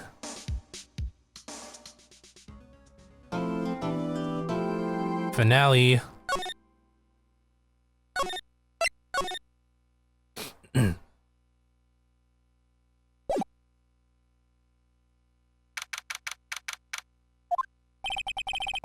This is the defendant lobby, alright, but there's no defendant. I've been trying to reach Lana all morning. Where could she be? And where's Emma, for that matter? It almost seems as if something's been happening behind the scenes. Hey, buddy. Edgeworth. Knowing you, you've already figured it out. Who the owner of the 7777 ID number is, that is. Well, I have a pretty strong hunch. Looks like I'm not the only one who's figured it out. You know, the only reason this trial didn't reach a verdict yesterday is because there was still room for doubt regarding this ID record. If that number does belong to whom you suspect, then no doubt will remain. After all, he hasn't been officially charged with anything. True. Not yet. In any event, once all doubt has been removed from that list, I can call for a ruling. 5 minutes, Wright, and Chief Prosecutor Skye will be found guilty. But she didn't do it. I figured you'd say as much. That's why I came here, to hear what you have to say. It's the first time he's ever done something like this. Lana's hiding something, and the only way we'll ever know the truth is to draw it out of her. The truth? Everything goes back to the SL9 incident. Don't be stupid. Today's the last day of the trial. We don't have time to reminisce about the past. It depends on you. Oh, if she's found guilty, you'll lose your only chance to find out what really happened. I'll think about it. See you in court, Wright. This is it. If I'm ever going to find out what Chief Gant has on her, it's now.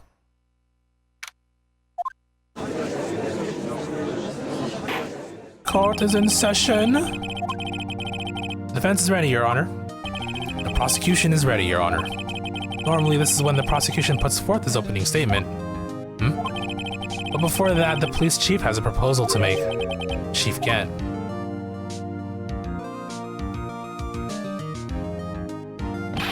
Morning, folks. How's everyone doing? Hey, IG, been back to the pool yet? No, I've been drowning enough as it is in my work. Oh, that's a good one. Don't think I can top that. If you don't mind me asking, Chief, what exactly is this proposal of yours?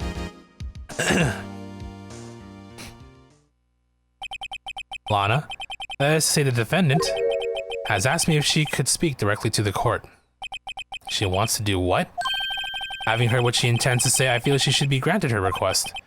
In the end, it should save everyone a lot of time and trouble. She gonna admit to it, isn't she? What's this about, defendant? I'd just like to make one simple request and I'll be finished. Well then, what's your request? Your Honor, I'd like you to put an immediate end to this trial. Huh? I confess to all charges against me. On February 21 of this year, I murdered Detective Bruce Goodman in the underground parking lot of the prosecutor's office. No, Lana. Objection! You can't. Your Honor, the defendant's claim does not change the defense's plea. In that case, Mr. Wright, I no longer require your services. But Lana. Your Honor, I hereby forfeit my right to an attorney. The prosecution may lack direct evidence against me, but it has sufficiently proven in its case through testimony and circumstantial evidence. I would like you to render your verdict now, if you please. Well, the defendant certainly has the right to self-representation. The request is legally valid, though this is an unprecedented situation. Indeed, it appears there's no further need to continue this trial, even if Mr. Wright may feel otherwise. This can't be happening. It appears the time for a verdict has arrived. This court finds the defendant. Objection! Hell yeah, save the day, Edgeworth. One moment, Your Honor. Mr. Edgeworth? The prosecution has not yet proven the defendant guilty beyond reasonable doubt. Any ruling at this stage will be certainly premature. Come now, Worthy. I understand this is a difficult time for you, but why don't you just be a good little boy and keep your mouth shut, Oh, they get back. I don't think I care for your tone, Chief Gant. What? Creating another fabrication to cover up your past mistakes. Sorry, but I'm no longer the naive little boy you would have me be. But this sudden confession from the defendant, it's obvious to me some kind of deal was struck behind the scenes. Some kind of deal, Not everyone operates as you do, Worthy. I thought so. Your Honor, the prosecution would like to change its first witness. Oh, to whom? As its first witness, the prosecution would like to call Miss Emma Skye. I request the court hears her testimony. Mr. Edgeworth, I'm exercising my right to self-representation. I don't think we need to continue. I don't care what you think, Miss Sky. Exposure of truth sometimes results in tragedy. However, no matter how tragic the truth may be, it would be an even greater tragedy to avert one's eyes from it. Very well. The court shall grant the prosecution's request. That's okay with you, right, Chief Cat? Worthy, you'll live to regret this. Mark my words. I mean, come on, he's saying this out loud where people can hear him. Don't they think he's sus enough already? Miss Emma Sky, please take the stand. Looks like Edgeworth has decided to take the horse by the reins. Hello, little girl. Now then, witness, please state your name and occupation. My name is Emma Sky. My occupation? I'm Lana's little sister, and I want to be a scientific investigator. 2 years ago, you encountered the serial killer Joe Dark of the Joe Dark killings. Is this correct? Yes. I'm trying my hardest to forget about that, though. I'm sorry, but I'm afraid I'm going to have to ask you to recall those events one more time.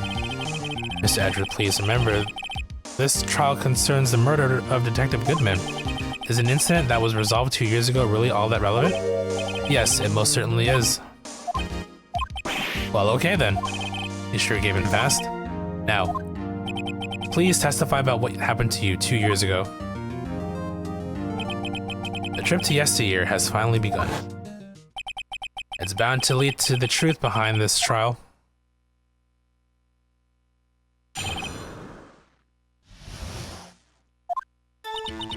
I was waiting in my sister's office that day. A man came running in and took me hostage. Neil Marshall rescued me, but I'll never forget what I saw in that instant. Man raised up his knife and stabbed Mr. Marshall in the chest. It's a good thing you weren't harmed. I passed out. I don't remember much. That's understandable. However, please tell me, Mr. Edgeworth, what does this testimony have to do with Detective Goodman's murder? That will soon become apparent, Your Honor. You've got to admire him for his courage, considering he has no evidence. Very well, the defense may begin its cross-examination.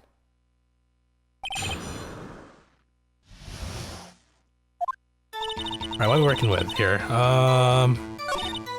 Man came in, took me hostage.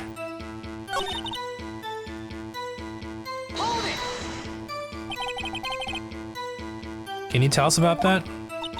Mr. Marshall jumped on Dark. Just then, the lights went out. The lights? It was just about this time of the year. There was a terrible storm going on and lightning struck nearby. So the electricity went out. Wait a minute. If it was pitch dark in that room, you shouldn't have been able to see anything, right? Right, but just then lightning flashed again outside.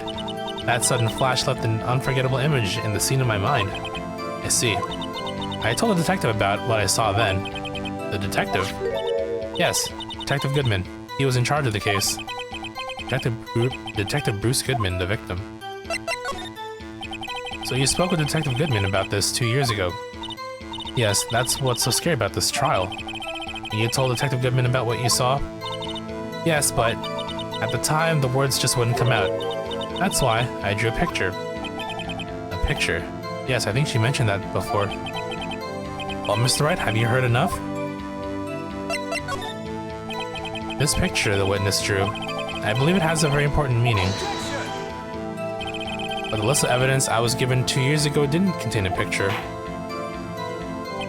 Witness, would you mind if we added this statement to your testimony? A picture of that seen one seems to have gotten lost. You drew a picture of the seen witness, right? Yes, I wanted to do everything I could to help the investigation. I can still see it whenever I close my eyes. That's strange, I took over the case after Prosecutor Marshall died, yet I never received any picture. Perhaps the witness is mistaken? But I did draw it, I swear. I'm not just imagining it. Check the evidence, huh?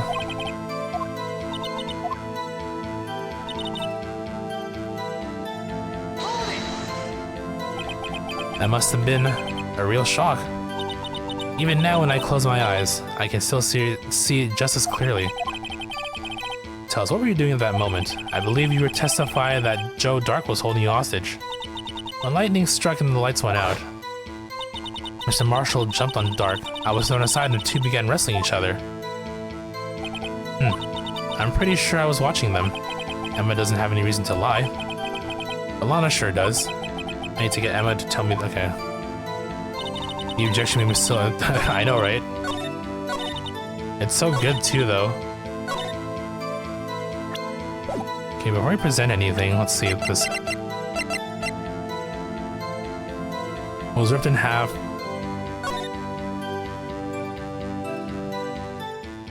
I mean, you can't read anything about this. Oh. Oh, yeah. Okay, I'm starting to remember this too. Wow, hold on. Objection! Is it this picture? Mr. Edgeworth. Excuse me. This little girl put all her heart into drawing that picture. And yet you would insist on denying its existence? Huh? Hey, I'm not the bad guy. All I was saying is that as the prosecutor for that case, I wasn't handed such a picture. That may well be, but that doesn't mean it doesn't exist. Behold, this is the evidence list for the SL9 incident. Please turn it over, Your Honor. Turn it over? Turn it... well, what's this? Yes, what is that? Hey, that's it. That's a picture I drew. Indeed. Two men appear to be wrestling here. What's the meaning of this? What are you doing with that list? Me? Only the prosecutor in charge should have access to that list. Huh? These lists. They're different from each other. What?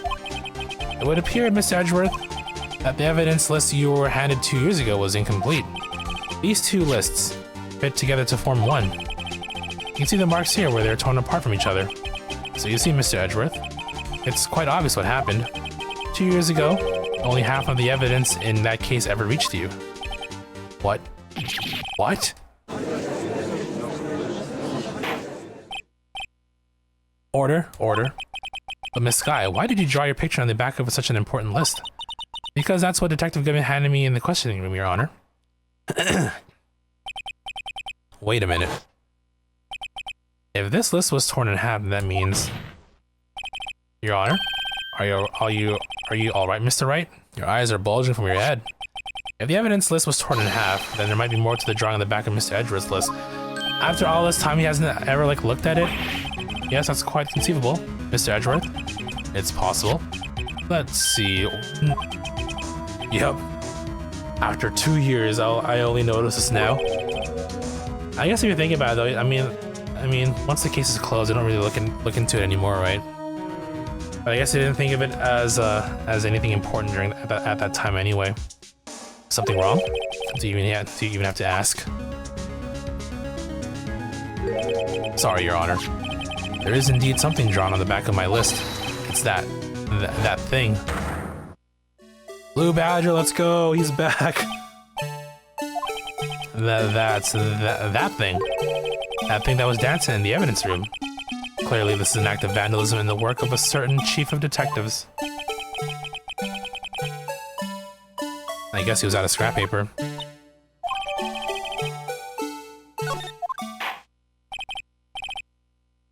Very well. Witness, will you please testify about this picture you drew 2 years ago?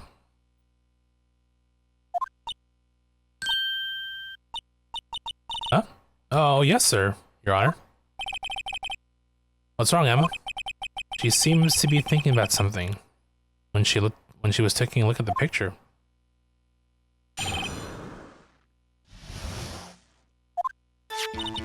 This is the picture I drew 2 years ago. The flash of lightning was so bright that all I could see were shadows. After that, I must have fainted. This picture shows exactly what I saw in that instant. To think a flash of lightning could burn such an image in your mind.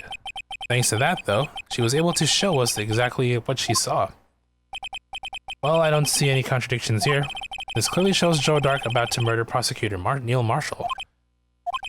The defense may now begin its cross-examination.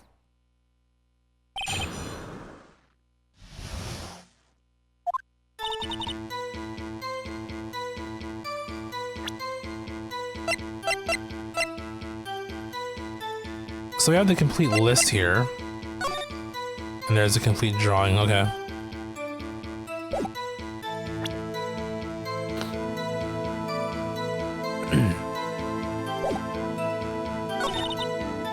Flashing light was so bright I could see were shadows. After I must have fainted.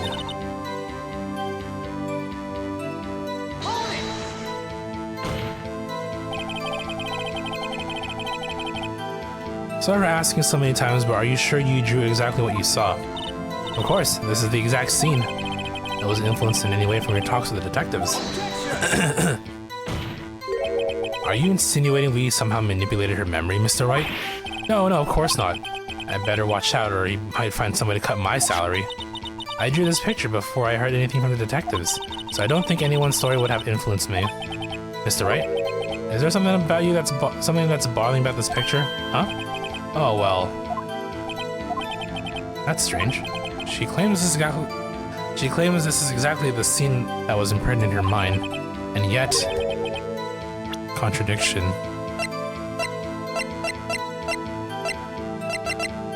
So this is Dark about to murder Neil, right?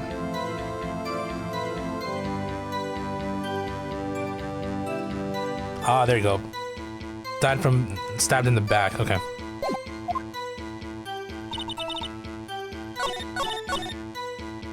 Let's present the autopsy report.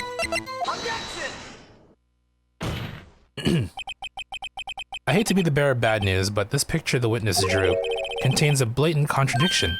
What? But I still remember it, just like it was yesterday. Mr. Wright, perhaps it would be faster if you simply pointed out this contradiction for us. What part of this picture contradicts the autopsy report? The whole thing, no? Wasn't he stabbed from the front? Take that!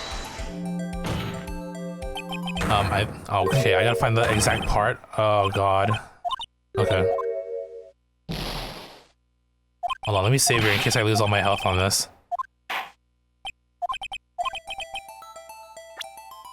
I mean, I guess it'll be the knife itself as well. I mean, that's not a knife. Take that! The contradiction, of course, lies here. Take a look at the knife the man is holding. If you look closely, you can see its tip is broken. Even I don't have to look closely to see that, Mr. Wright. Mr. Wright, look at the evidence. See the murder weapon? Its tip is broken too. If I recall, the tip of the knife was found broken off in the victim's body. It was a conclusive piece of evidence that proved Joe Dark was the murderer. I'm afraid it's not so simple, Emma. And where, pray tell, could you possibly see a problem? It's obvious, really. The victim suffered a single stab wound to the back. The victim was only stabbed once, then the murder weapon should not yet be broken. What's the meaning of this? Perhaps the knife was broken beforehand. Sorry, but I'm afraid that's not possible. The tip of the knife was found inside the victim's body. If it was broken beforehand, it couldn't possibly wind up there. That's right. Oh. The tip of the knife was undeniably discovered within the victim's body. The only possible explanation is the witness's memory is mistaken. That's why I asked her so many times if she was sure she remembered correctly. I believe you were annoyed at the time, but she was sure she remembered correctly. But there's no other way to explain this inconsistency. Not so fast, Mr. Edgeworth. There is another explanation. Have you forgotten already? About a little something called falsified evidence? You're treading on thin ice, right? All I'm saying is that this broken knife tip might be the piece of evidence that was forged. You can't deny the possibility. No.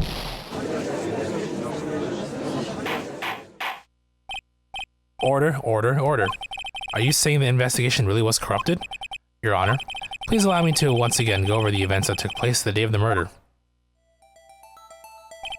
The police department and the prosecutor's office were holding a ceremony that day. After receiving the King of Prosecutors Award at the ceremony, Neil Marshall questioned Joe Dark along with Damon Gant. During his questioning, Joe Dark fled the room. Prosecutor Marshall chased after him and was killed by Dark. It is my belief that somewhere in this story, There's a lie. I'm not lying. The man really was holding up a broken knife. If that's true, then there's no other way around it. This could not have been the actual murder weapon. It must have been another broken knife. What are the chances of there being two broken knives? Another broken knife besides Joe Dark's? Could there have been one? There is one. I mean, there has to be one. If the witness is adamant about the accuracy of what she saw, it just can't be explained away by a simple observational error. Mr. Wright. In that instant, Emma really did see a broken knife. I assume then that you have some information about this other broken knife.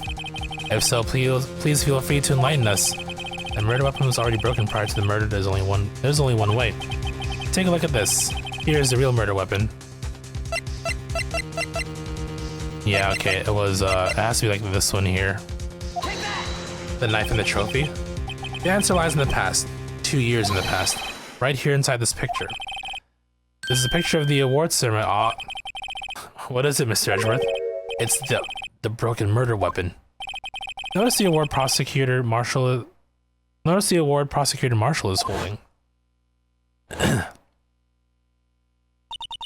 That's a broken knife. As we earlier concluded, the knife in the drawing was not Joe Dark's knife. That being the case, the knife the witness saw was all in likelihood from this award. Order. Neil Marshall was awarded the King of Prosecutors that day. As an award, he was given this broken shield and knife. When he chased after Joe Dark, he pulled out this knife. Being a prosecutor, he did not carry a pistol. This broken knife was the only weapon he had in this dangerous situation. But that can't be. Oh, and why not, Mr. Edgeworth? Because if the King of Prosecutors award knife was the murder weapon, then the murderer and the victim would be reversed. What do you mean? I mean, this man raising a knife would have been Prosecutor Neil Marshall. Oh.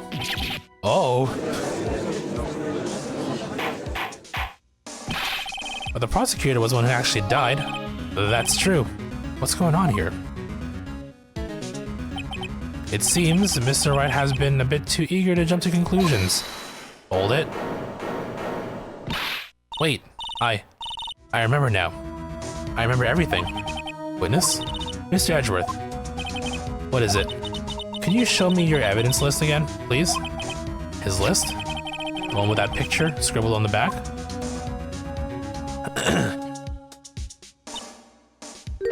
I knew it. This picture. I'm the one who drew it. What? You drew that? That's right. The list wasn't torn in half at the time I drew this picture. Okay. So that, I mean, I guess looking at it, definitely, I mean, it makes sense. All this time I've been trying to start to forget. I must have locked this part away deep inside me. I mean, it's a blue badge, it's understandable. Perhaps it would be best if we added this to the witness's testimony. Would you please tell us what you recalled, Miss Guy? Yes, Your Honor. First the knife mix-up, and now the blue badger. This should be interesting.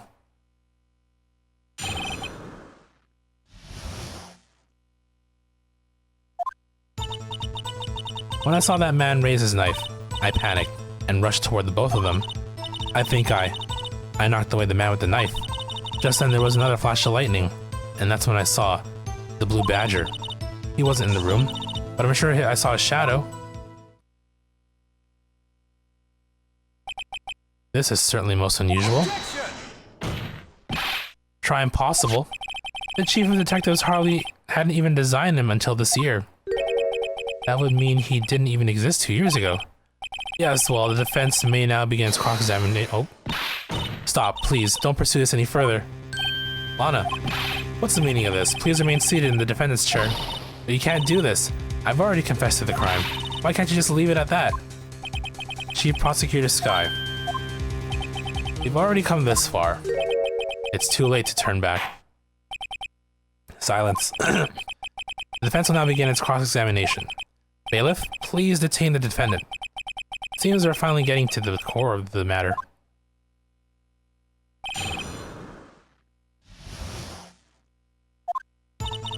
When I saw that man raise his knife, Alright, okay, so the blue badger.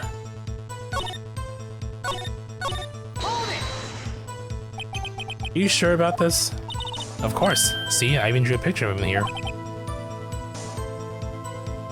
She must have saw something else, and then I guess that picture was eventually used as inspiration for the blue badger, right? That was just to see her. Blue badger didn't exist 2 years ago. This is all quite verifiable. I know it sounds strange. I was surprised too when I saw him at the police department. I had this nagging feeling that I'd seen him before somewhere. Now I finally remember. Oh brother, just when you thought this thing had caused enough commotion. Tell us, where in the room did you see him dancing? He wasn't in the room. You saw the shadow. Oh, you know what it might be? I think it's... Yeah, it's the jar, isn't it? Because I think... Yeah, because the way you gotta, like, shift it, I think. Let's try it. I'm pretty sure that's the case, though. The mysterious blue badger was, in fact, this. But that's... what exactly is that? I believe it's some sort of jar. But Mr. Wright, that doesn't look anything like the blue badger. Indeed it doesn't. As it stands now, it's just a plain jar. However, what if we were to change our viewpoint? Our viewpoint? I gotta show them. No, don't put the music in.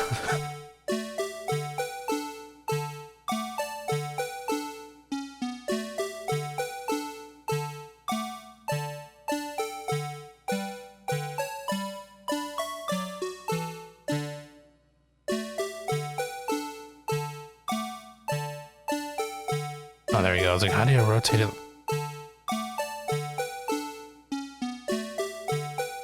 I imagine that's like it's like super exact and precise. Take that! Objection! Oh god, yep.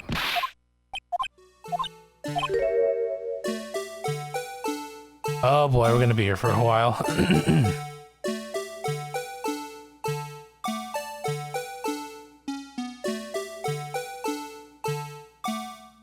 I guess I need to get the droopy parts right, or how did it go again?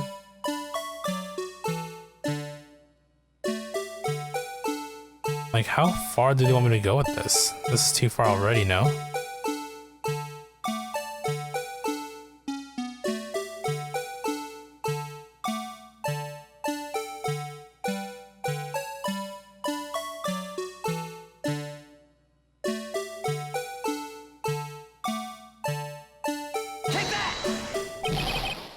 Jeez, okay, yeah. It's so precise. I did hear about this. I don't think it was as bad when I played this on the DS, like, back in the day. Oh, good lord. Lordy, lordy.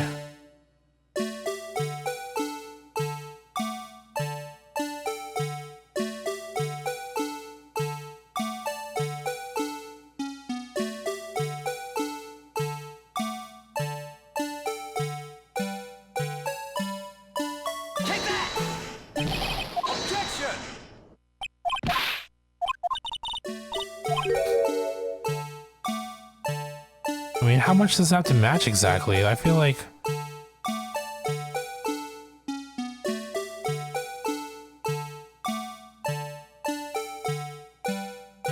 I'm definitely not doing it wrong, am I?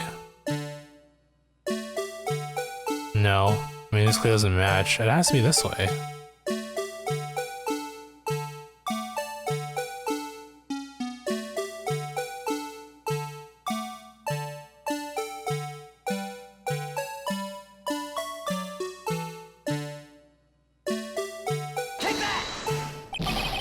Oh my god.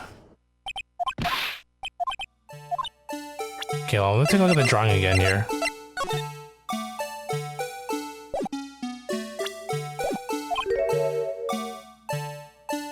Oh boy, yeah, we're gonna be here for a bit. You get comfy.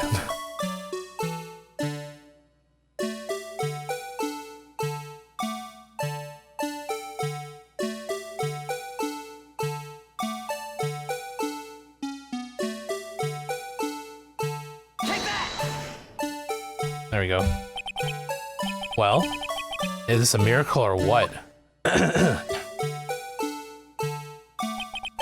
one can possibly deny this jar's resemblance to the blue badger. No, it can't be.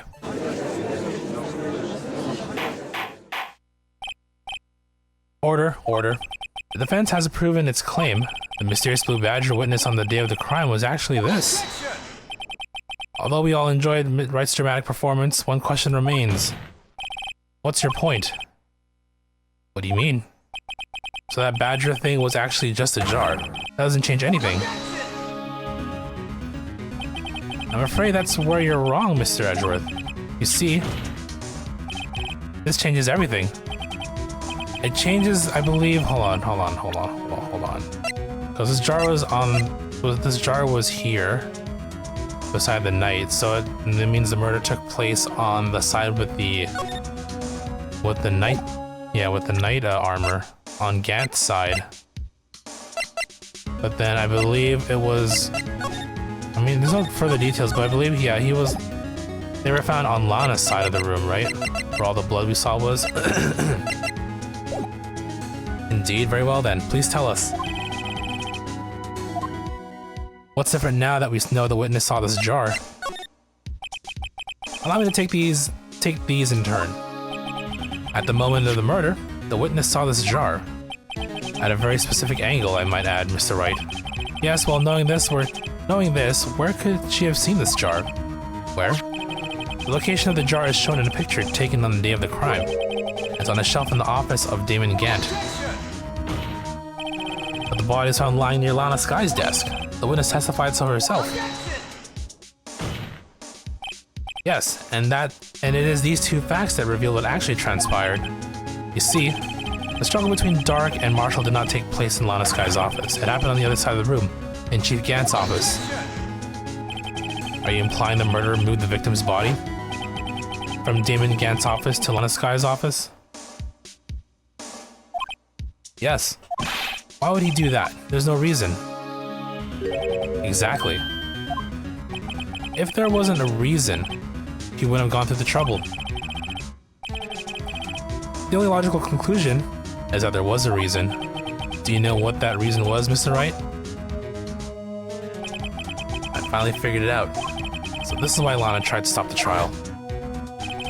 It's too late to quit now, though. Please recall the witness's testimony. She said she knocked away the man who was holding up the knife. In the next instant, the jar was hit and flew through the air. Now tell me, what could have sent the jar flying? That would have to have been the impact the man made when he was knocked into the wall? Ladies and gentlemen, if I may draw your attention to this picture once more. If the man was knocked in the direction of the shelf the jar was sitting on, what would he have hit? Ah, the suit of armor, holding a very sharp and dangerous looking sword. Yes. And since the man who was knocked into the armor was carrying a broken knife, he would have to have been Neil Marshall wielding the prosecutor's trophy. No, Mr. Wright, you can't be thinking. Yes, there's another possibility of what actually transpired in that room. Another possibility? Of course, the perpetrator would have had no idea, but nevertheless, I don't know if I can go through with this. Mr. Wright, what's the matter? Events took place as the defense theorizes. Then the outcome is obvious. In that moment, assuming the man Emma Sky knocked away was actually Prosecutor Neil Marshall,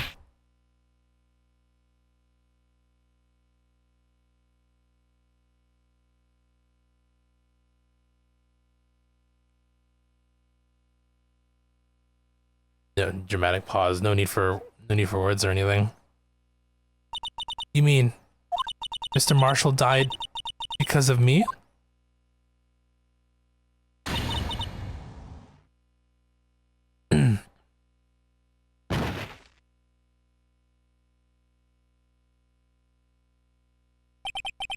I never imagined her testimony would lead to this. So it was a witness who took the victim's life, and then proved so with their own testimony. This is unprecedented.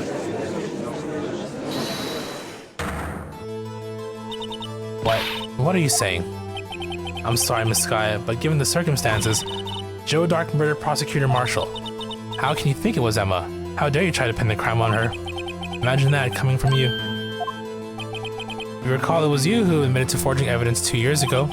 The reason you moved Prosecutor Marshall's body was to keep anyone else from finding out about what Emma did, wasn't it? I assure you, Mr. Edgeworth, I have no idea what you're talking about. If you hope to have anyone believe your insane allegations, I'm afraid you're going to have proof. Tell me, do you have any conclusive evidence that proves my sister killed Neil Marshall? Evidence? We have the cloth, don't we? I'm willing to bet you don't. Yes, it certainly would be difficult to prove with this evidence. We don't have evidence, and we'll have to rely on testimony. I'm afraid that won't work in this case. Both parties involved in the incident are dead. You certainly can't get dead people to testify. Yeah, we would if Maya was around. This has all been a wild goose chase from the beginning. Touche, Miss Sky. Of course, that only leaves us with one possibility. You mean there's still another possibility? What do you mean, Mr. Edgeworth? I mean the possibility that the victim left us the jar, that's right. For better or for worse, Mr. Marshall did not die instantly. He may have left behind the name of the person who took his life, in one manner or another. And that's impossible. Well, Mr. Wright, this is the only possibility left to you. A message from the deceased. Does such a message exist? I've got to think back to the court record. When it says investigate the region and level up age has been taking quests from... It should, yeah. As long as they're... I mean, yeah, any quest should work. But obviously high rank quests will get you there quicker. We'll give you more points, right? Yeah. Still grinding away at it, huh? Keep at it. The real murderer's name that the victim may have left behind. You don't always have to know, but I mean, I guess investigations are better because they reward you more with like additional parts and jewels. And on top of that, I mean, try and do your side quests as well if you can too, because I mean, you get some you get stuff for your you unlock stuff for yourself, and also it adds to your hunter rank as well. But investigations are usually the best thing because again, they give you extra parts. You get jewels for or decorations, right? Or if you do tempered monsters, I think you probably have you been introduced to tempered monsters yet or no? What game should the Great Toad Stage play next? Good question. What do you feel like? You have, okay, yeah. I mean, if you do tempered investigations, I think you get better. Is it? No, I think it's that's for the Ardian weapons. I think. Yeah. Never mind. But yeah, just do whatever you can. Yeah, play Monster Hunter. Get Wilds and play with us. Add a fourth to our party. You like Monster Hunter? I know you don't. But it's funner with people, that's for sure. Mr. Wright, will you stop at nothing to prove my sister a murderer? Do not be mistaken, Miss Sky. Our purpose is not to accuse Emma of any crime. There is only one thing we seek: the truth. No matter how painful it may be. I mean, you're definitely not wrong. Alright, show us a piece of evidence, a message, the jar. This is the message left by the deceased. This is that blue badger from before, right? Oh, is he going to just speak the killer's name? That thing could, I'm sure it would. Looks like everyone's still forgotten this is just a jar. A message was left here, on the surface of this jar. What do you mean?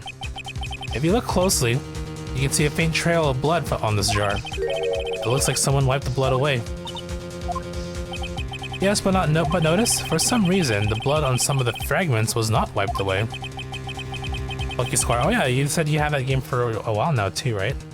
I imagine that shouldn't be too long of a platinum. Yes, there's a line here, drawn in blood. So what you're saying is these dots were once lines. Prosecutor Marshall did not die instantly. He used a few precious moments left to him to leave behind a message. One that someone apparently wiped away. The blood must have seeped into the jar while the lines to change directions. Precisely so. All we need to do is connect these points. and the victim's message will become apparent. No. Mr. Wright, what kind of message did the victim leave for us? Your Honor?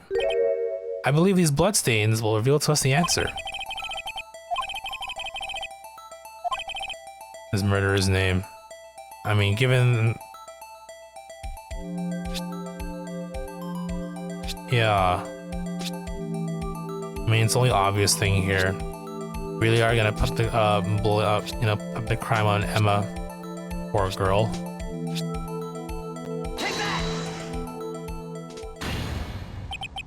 It's the defense attorney's duty to prove their client's innocence. That's why all I've been thinking about is saving Lana. After all my efforts, I never thought it would turn out like this.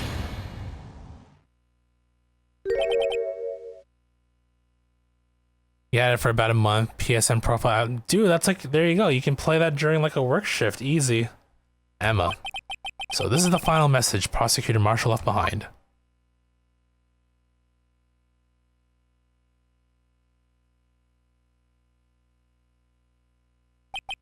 Of all people, she may not have meant it, but in the end, the one who took the victim's life was Emma Skye.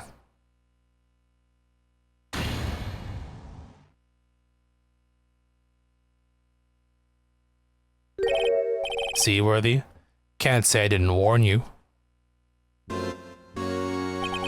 Chief Gant, do you understand the implications of what you have done? What? What are you talking about? 2 years ago, Joe Dark was sentenced to death. He was convicted because of his final murder. I believe you were the prosecutor in the case, were you not? Yes, Worthy. Because of you, an innocent man was sentenced to death. Not only that, but you used forged evidence to ensure his conviction. It's not his fault, though. Objection! But Joe Dark really was a serial murderer. That's undeniable. I'm afraid that's not important. Didn't you know? We aren't defenders of justice. What? We're merely keepers of the law. Sentencing a man to death is no light matter, even if there wasn't any cover-up or evidence forgery. Ultimately, the responsibility falls on the prosecutor in charge.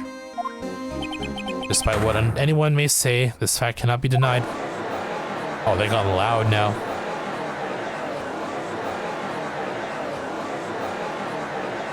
I can just stand here like it wasn't his fault. Order, order, order, order. The gavel's pounding fell on deaf ears. Unable to settle the crowd, the judge declared a recess. Where this trial is headed, no one knows. Alright, trial part 2. I think there's like 3 parts to this trial, if I'm not mistaken. I wouldn't be surprised if there was 3 parts, actually. But we'll see. Trial former, trial ladder. Or maybe this is it. Sorry, Edgeworth. I didn't mean to get you in trouble. Don't worry about it. This is my problem, not yours. Hope not interrupting anything, pals. Oh, guess I am. I'll come back later. Wait, Detective Gumshoe, what is it? You got a lot on her, pal, making Detective run all around while on duty. Right, the same joke, same gag. I take it Lana's having you run errands again? Let me tell you, this is the last time, pal. Here, she asked me to give this to you if there was a break in today's trial. Evidence law. Edgeworth was just talking about this the other day. Right, no evidence shall be shown without the approval of the police department. And then there's like a part 2 to it.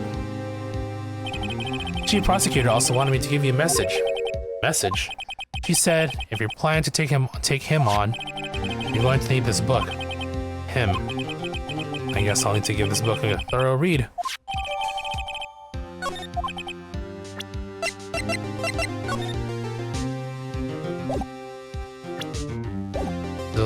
Doesn't look like that book will do you any good now, though. All that's left now is the Chief Prosecutor's sentence. That's where you're wrong, Detective. Huh? Haven't you figured it out yet? Why I'm still sitting in that prosecutor's seat, despite all these allegations being thrown at me? Mr. Edgeworth, the real trial today hasn't begun yet. What? What else is there left to do? Your credibility has been all but ruined with this forged evidence you were unaware of. Emma Sky found out she unwittingly caused a man's death.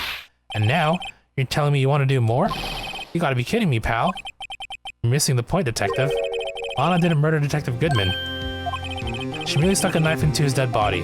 That means the real killer is still out there. What? And we're going to expose him, no matter what it takes. This case has hurt too many people. It's time to bring it to an end.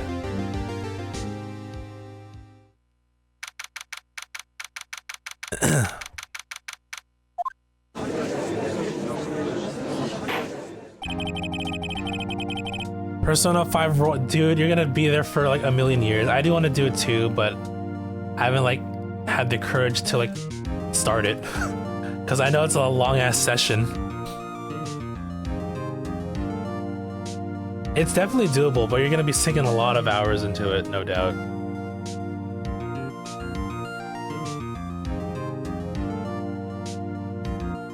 Well, I guess platinuming versus 100%ing are two different things, but well, I guess you're okay when it comes to platinuming. I'm thinking more on the scale of 100%ing. Two different things, after all. Court will now reconvene for the trial of Miss Lana Sky. Mr. Edgeworth. Yes, Your Honor. The Inquiry Committee is planning to impose harsh penalties for your actions.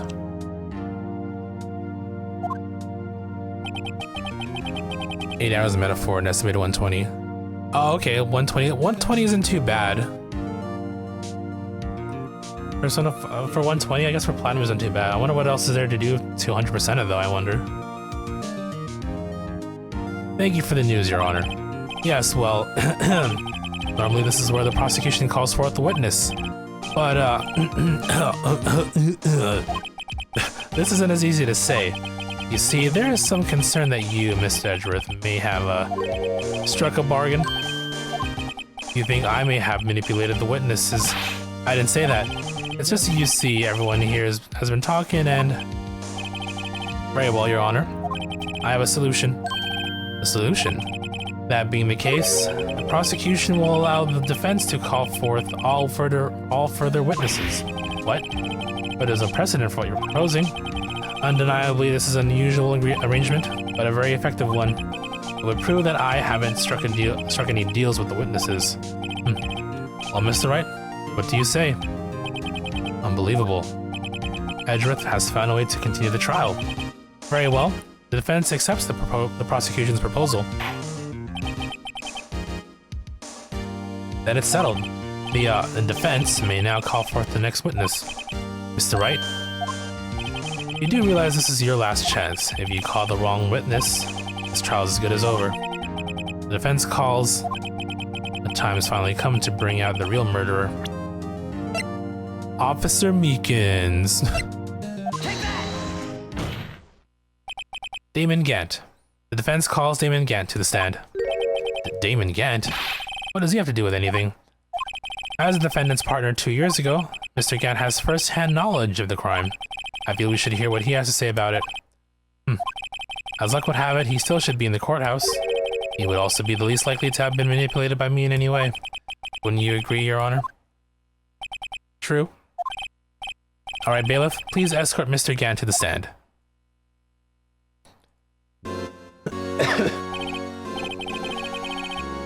Witness, please state your name and occupation. What is this, some kind of practical joke? I was just on my way to lunch. Your name and occupation, sir. Worthy, are you sure you want to do this? Your name and occupation.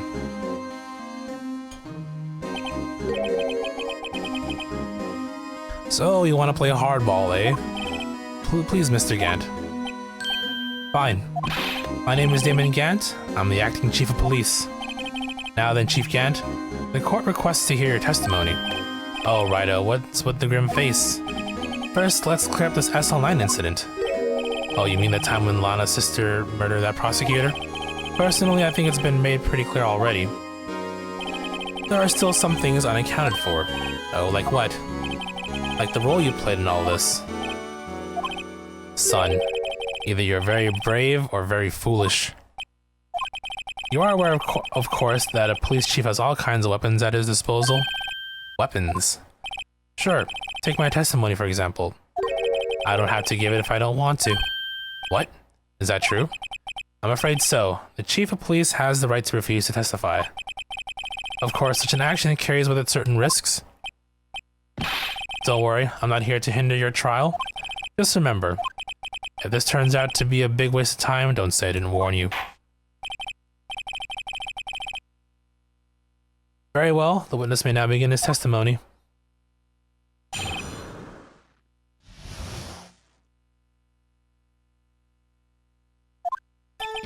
As I recall, Neil and I were questioning him that day. To make a long story short, we slipped up. That power outage didn't help either. When I went to my office, I found Lana there. Apparently she had already arranged the crime scene. As you can see, I had nothing to do with the forgery.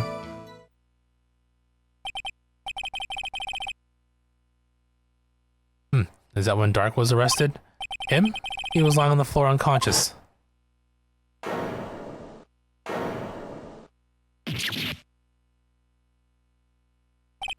When Emma sent Neil flying, it seems Dark bumped his head.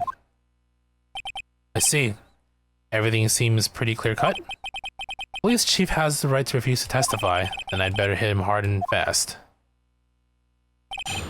Well, I mean, I guess we can start with the jar.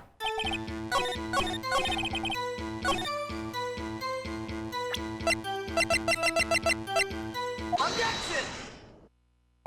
We're basically admitting to breaking into his office and then breaking into his safe and taking stuff from his safe here. You claim you had nothing to do with the forgery, but I'm afraid that is a claim you cannot back up. Explain yourself. Several pieces of evidence were found in your office. Take this jar, for example. That's the blue badger you showed us earlier. A piece of this jar was discovered in your safe. Not only that, but the evidence list I presented earlier was actually found inside your desk. It was found where?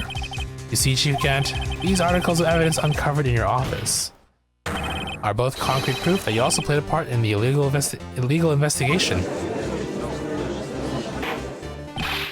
Chief Gant, what is the meaning of this?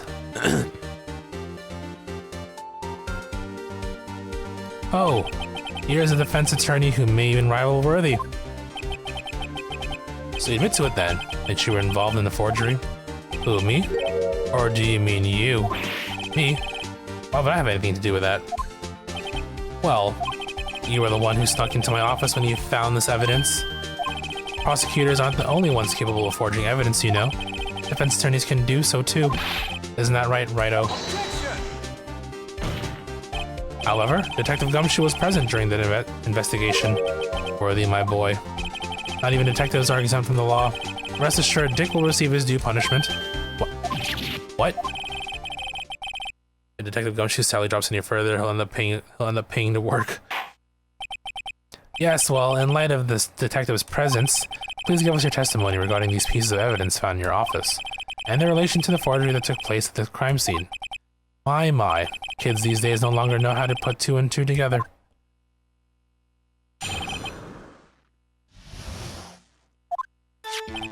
Let's see, what was it now? A jar fragment and a list? For all I know, you could have planted them in my office. Anyway, you can't prove when those pieces of evidence were discovered. If they were found after Dark was convicted, then they're worthless. There's no reason I participated in forgery. Rearranging the crime scene wouldn't help me out in any way.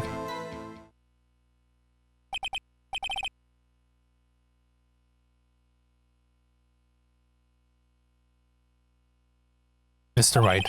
Yes, Your Honor? When investigating the crime scene, you should have been more careful to observe protocol. You do understand that I'm the chief of police, right? There will be consequences.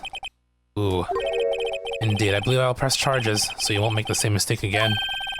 My apologies, Chief, but would you mind waiting until tomorrow for that? Today is, well, you know. Alright, Aji. In return, though, I know. That place, right? Huh? What are these guys, telepathic?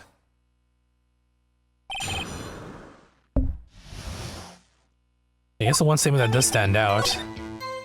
Can't prove one true.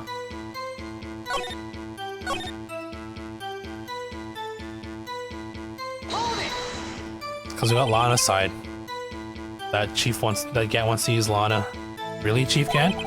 At the very least, there is one very large benefit you reap from all this. Oh, I wasn't aware. What is this benefit? That would be, of course, the position you have, Chief of Police. Oh, the resolution of the SL9 incident secured your promotion to Chief. That in itself is a sufficient motive. Oh, that's a good one. Huh?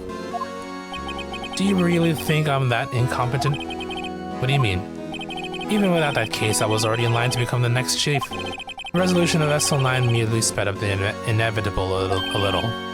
Is that true, Edgeworth? Yes, he was going to be made chief anyway. Be careful when pointing that finger, or you might wind up being the one pointed at. So that means there's only one possible motivation for you to commit forgery. You didn't do it for yourself. And who? Then you did it for someone else. Don't be silly, Worthy. You know me better than that. There are only 3 people that I look out for. Me, myself, and I. There, it's out in the open now. Haji, would you mind if I change my testimony a little? By all means, please do. I wouldn't be anyone's accomplice if there was nothing in it for me. Right, here we go. Hold it! Nothing in it for you. Sorry, but the one person I care about is yours truly. That girl, Lana's little sister, was it? If you think I felt sorry for her, you'd better think again. You're right. You don't feel sorry for anyone. Be tough on crime and tough on people. That's how I was raised. You seem to be lax enough on yourself, though. Oh, that's a good one, Worthy. Could there have been something in it for him? Given his selfishness, would he have helped someone out? Yeah, Lana. Because he can use her.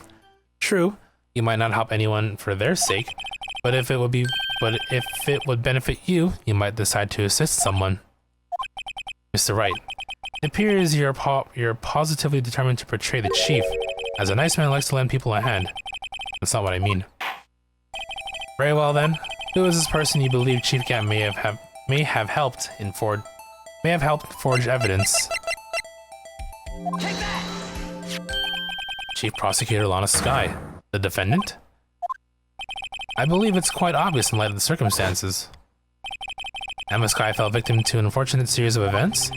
Who would want to help her more than her own sister, Lana? And as for Chief Gant, he would also have a reason to help Lana if she asked him to. That reason, of course, is self-profit. Self-profit? What do you mean? After the SL9 incident was resolved, Lana Skye was appointed chief prosecutor at the prosecutor's office. The person who arranged this job change was you, Chief Gant. But how would he profit from all this? He would be able to use the chief prosecutor as his puppet. Essentially, he would acquire unchecked authority over all investigations. Do you mean to tell me that despite the chief's formidable appearance, he plays with puppets? Oh my god. We need a new judge. Oh wait, you must mean puppet as in someone forced to do his bidding. Never mind. Admit it, Chief. You assisted Lana Skye in forging evidence. Your motive? To appoint her as chief prosecutor so you can control her. Right, oh my boy, you have quite an imagination. Let me ask you something. What? Do you have any proof of this? That I controlled Lana? For example, is Lana testifying that I've done such a thing? Lana. She's keeping quiet to protect Emma. There's no way she's testifying against Gant. I'm afraid without any proof, this all amounts to nothing more than mere conjecture. Unless that is also what happened in this incident. This incident? Which one would that be? Of course, I'm talking about the murder of Detective Bruce Goodman. The chief prosecutor has been acting strange throughout this entire trial. Almost as if someone has been controlling her. Worthy, you'd better watch your tongue. I wouldn't want you to get hurt. Just what do you mean? What he means, Your Honor, is that Chief Gant is involved in the murder of Detective Goodman. Not only that, but the chief is now making the Lana take the rap to cover up his involvement. What? Order. I said order. Mr. Wright, you can't be serious. Huh? This is an affront to the highest ranking officer in our law enforcement agency to accuse the chief of police of blackmail and murder? That's impossible. Your Honor, I was merely reiterating what Mr. Edgeworth said in easier to understand language. It's like, throw me under the bus, will you? It's too late, Mr. Wright. There's no turning back for us now. It looks like he's the one who decided to go through with this. Can you prove this, Mr. Wright? That the chief, a high-ranking officer of the law, is involved in this murder? Good question. Regardless of his rank or title, Chief Gant is just a man. The question is he a criminal? I believe the evidence will tell. I see. All right then, let's see what Mr. Wright's got, and it better be good. Show us this evidence that ties Chief Gant to the murder of Detective Goodman. I believe it is the record with the 777s. Because we now know that his ID is indeed used for the safe, right? This is the ID card list. Yes, the one that shows who entered the evidence room on the day of the crime. There was one ID on the list we couldn't determine the owner of yesterday. 77s. Sorry, but there's no way you can prove that that's my card number. It's your number. What? How do you know that? The safe in Chief Gant's office requires a code to open. A 7-digit code. 7 digits, you don't mean... I'm afraid so, Your Honor. The code was 7 sevens, the same as the remaining ID card number on that list. Chief Gant? Oh. You entered the evidence room on the day of the crime. We got him. Order. Chief Gant, what do you have to say? Nothing. The defense's search of my office was in violation of regulations, and I will demand Mr. Wright be punished to the maximum extent of the law. But right now, this court demands an explanation from you about the use of this ID card. Chief Gant, so you admit it. You entered the evidence room on the day of the crime? What about it? I'm chief of police. Whether it's the evidence room or the bathroom, what's the difference? I can go anywhere I want. Tell me, when you entered the room, were you alone? I always go to the bathroom alone, as I do with the evidence room. Detective Goodman wouldn't have happened to be with you that day, would he? Oh, of course not. Why would he be? I hadn't seen him in days. You hadn't seen him in days? Chief Gant, I'm afraid you've just undone yourself. On that day, you had to have met with Detective Goodman. What do you mean? This trial's purpose is to determine Lana Sky's guilt. No, it isn't, Your Honor. This trial's purpose is to determine the truth. If Chief Gant met the victim on the day of the crime, then we need to determine one thing. What transpired during that meeting? In that case, Mr. Wright, we're going to have to ask you for evidence. Show us proof that the victim went to meet Chief Gant on the day of the crime.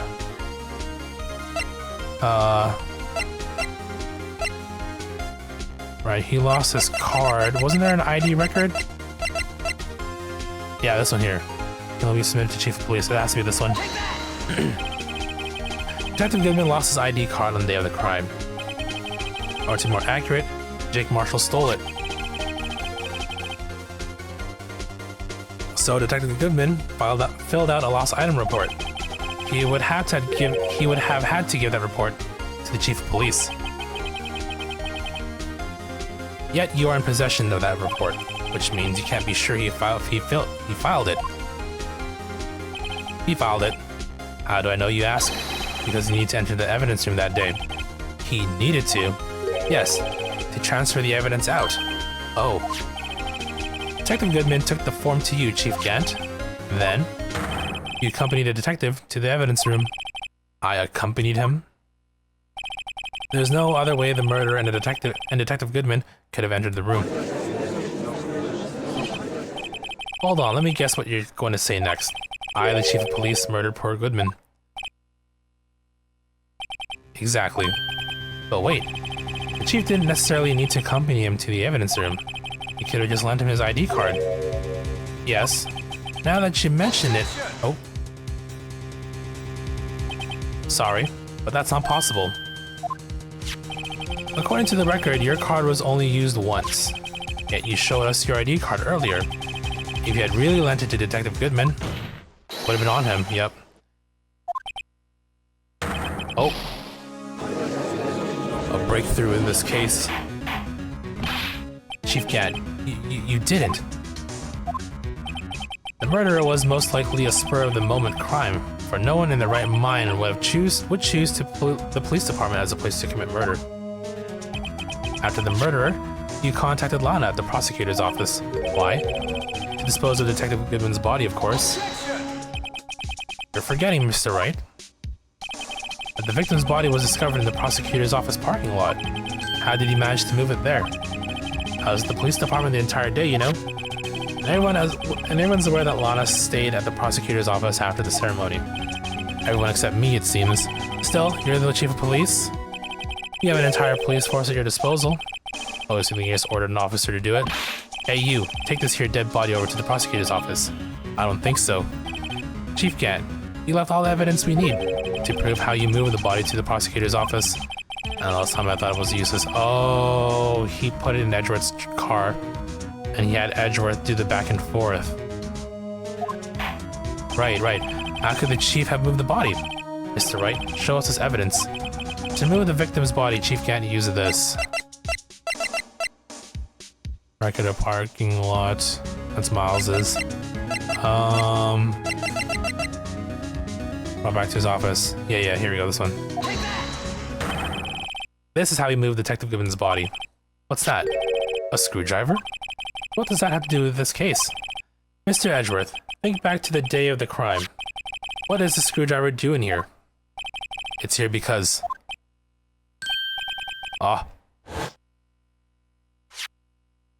Flashback.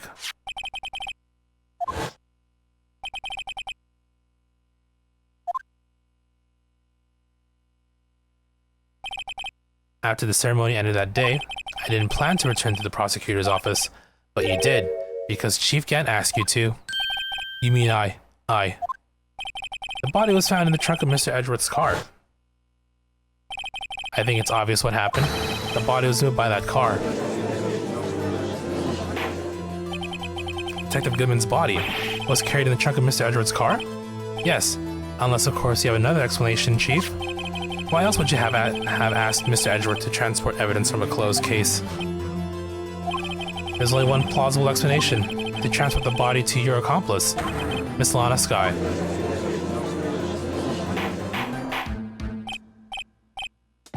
Order. What's going on here? Is there no room for rebuttal to the defense's outrageous accusations? Think back to the photograph Miss Starr took at the prosecutor's office.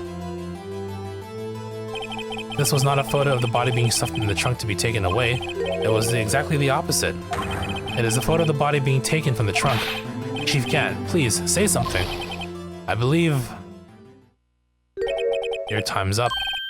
My time's up? Sorry, Wright, but I'm having lunch with the District Attorney General after this. We have to get going to make it in time for the early bird special. But the cross-examination isn't finished yet. Remember what I told you earlier? A police chief has all kinds of weapons at his disposal. Weapons? Like the right to refuse to testify, I'm invoking that right now. What? That is not a right to be casually invoked. There are certain risks to be considered. So, you're going to just run away after all this? Run away? Don't make me laugh, Worthy. I stabbed old Goodman. That's what you're saying, right? If you had any conclusive evidence, you would have presented it by now.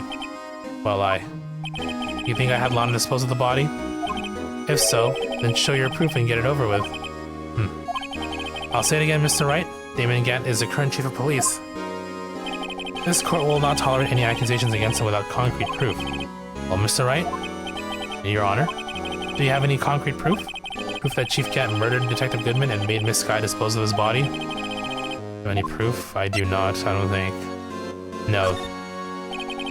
It's only showing evidence I'm not even sure of myself. No, Your Honor, at present, I have no conclusive evidence. See, Aji? In that case, this court is forced to penalize you for your allegations against the chief. What? Here's a tip. Never gamble what you can't afford to lose, righto? It seems that Lady Luck is on my side again today. Okay, Aji, I'll leave the rest to you.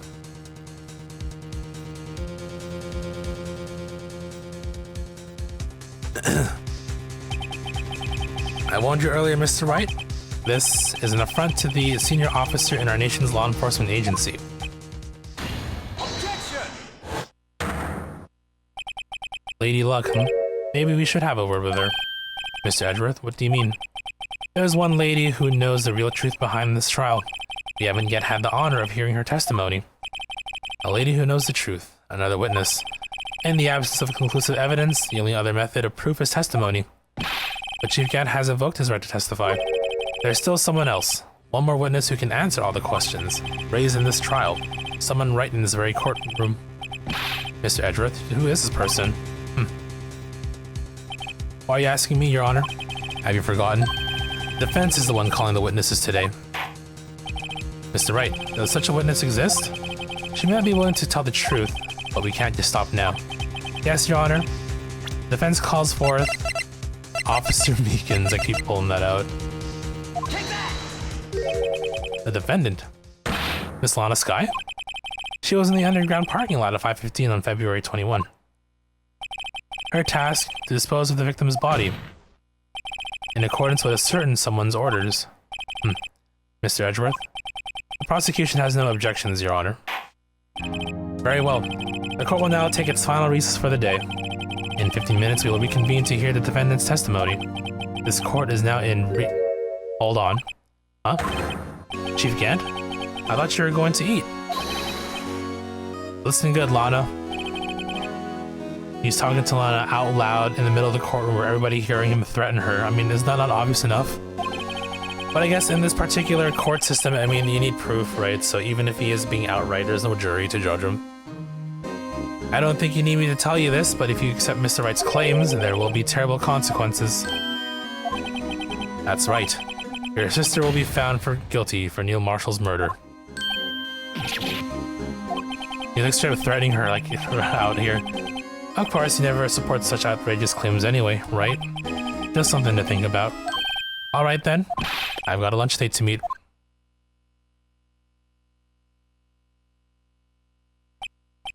Judge, do not see anything wrong with that particular, like, threat.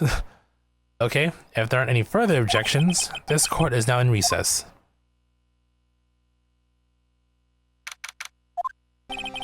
Looks like we managed to stay in the game. Yeah, thanks to your help, Edgeworth. That chief. He's something else, eh, pals? Detective Gumshoe. I'm not a detective anymore. Oh yeah? Oh yeah, sorry about that.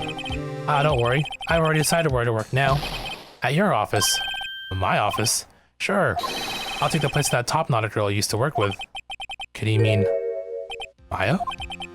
Still, looks like we're all out of all moves now. Chief Gant's done it again. How is it he always gets the upper hand? It's not fair he has the right to refuse to testify. Settle down, Wright. Remember what the judge said? The chief. Right. Flashback. No need to read flashbacks. Risks. What did he mean by that? It's simple. If the chief refuses to testify, the opposite also holds true. You mean if he forfeits his right to say anything too? Emma, are you okay? Yeah. When I came to, I was in the medical office. I've been listening to the trial from the gallery, so she heard everything that's been going on. Emma, I'm sorry for what I said before. No, don't be. It was the truth. You know, it's funny. I almost feel somehow relieved. Relieved? Yeah. Now I finally know what really happened. To think that all this time, my sister was being blackmailed by that terrible man. And she did it all, just to protect me. Ever since her appointment as chief prosecutor, everyone who knew her said she changed. Perhaps it was easier that way for her. What do you mean? What do you think I mean? To follow Chief Gant's orders. She must have shut herself up deep inside, to force herself to do anything and everything the chief told her to do. That must be why she became so cold. It was all my fault. It's all because I murdered Mr. Marshall. Hey, don't go blaming yourself now. If you want to blame anyone, blame society, pal. Chief Gant may be able to fool everyone else with his forgery, but he can't fool my memory. I remember now. I knocked Mr. Marshall into that armor. I see. Well, we better get back. It's time for the final act. Emma, why don't you wait here? No, I'm going with you. I want to be there. when Lana tells the truth. Let's go, Wright. It's time to end this. Ending it for reals?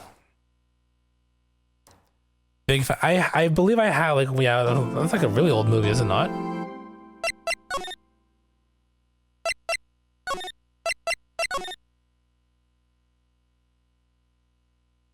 It's been so long though. I've seen a few of those like movies from that particular what's it called? Like Secret Agent Cody Banks, for example. You know, you've seen that movie? And that one movie that that Amanda Bynes was in, where she plays like her twin brother in the soccer to play soccer. I forgot the name of that one too. 22 years is very old. You and I are ancient. We're getting up in those years, that's for sure. What about the movie? Have you seen it recently?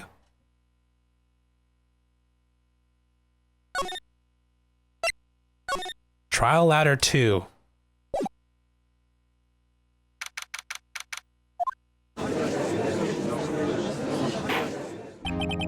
Now then, will the defendant, Miss Lana Skye, please take the stand? Miss Lana Skye, you are the chief prosecutor. I'm sure you're aware of what is required of you. Mr. Edgeworth, you already know everything. You all know all I've done these past 2 years.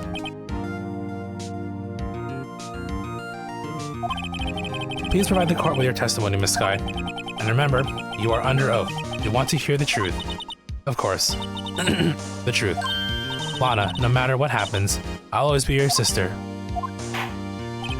Now then, your testimony, if you will. First, tell us about your relationship with Chief Gant. Everything hinges on your testimony. You're the one chance we got to get Gant. And well, I guess we gotta unravel it. Cause she ain't gonna tell us anything. I worked alongside Gant for years. There's no truth to this blackmail theory. I fabricated the evidence 2 years ago all by myself. When I found Prosecutor Marshall's body, I rearranged the crime scene. My only motivation was to get Dark convicted. It had nothing to do with Emma. Are you sure about this testimony? Your Honor, I'm confessing to a capital offense. Of course I'm sure. But Lana, if this is true, then that means Chief Gant has nothing to do with this. That's what I've been telling you from the beginning. Please, Mr. Wright, you got to help her. She's sacrificing herself because of me. What if she's telling the truth? She's not. I know my own sister. Whenever she speaks stiffly like that, she's hiding something inside. Deep down, she's really screaming in agony. Yeah, this is no time to start second-guessing myself.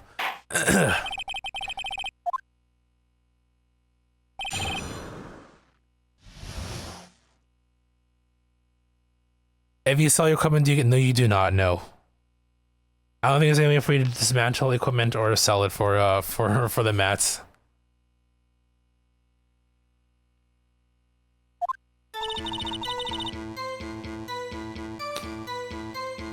I think selling gear also, you get like a minuscule amount of money anyway. If you were to sell. I worked alongside Gant for years. Alright, we already read through this.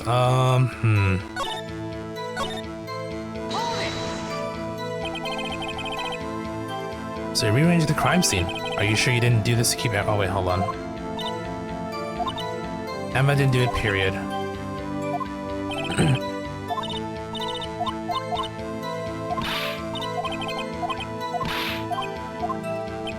Okay, press other. We gotta press other statements, I guess. Alongside Gant for years, no truth. Okay, get some details on what she did. You say you did this all by yourself. Yes. Would you mind telling us what you found when you arrived at the crime scene? It seems I was the first person to discover the scene. The broken prosecutor award knife was stuck in the victim's body. What?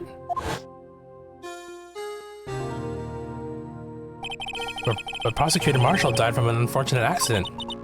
That's only a situation you dreamt was possible. The reality is, it wasn't my sister who took the prosecutor's life. Fantasize all you want, Mr. Wright, but I'll never change the statement. You mean Prosecutor Marshall wound up being killed by Dark? Something like that. If that is so, what happened to the other murder weapon? Dark was carrying a switchblade knife. Oh. that was lying on the floor a little distance away. It was probably knocked away in the struggle. That's not how it went down. She's trying to cover up her lies with more lies, all just to protect me. So when you found the crime scene like this, what did you do?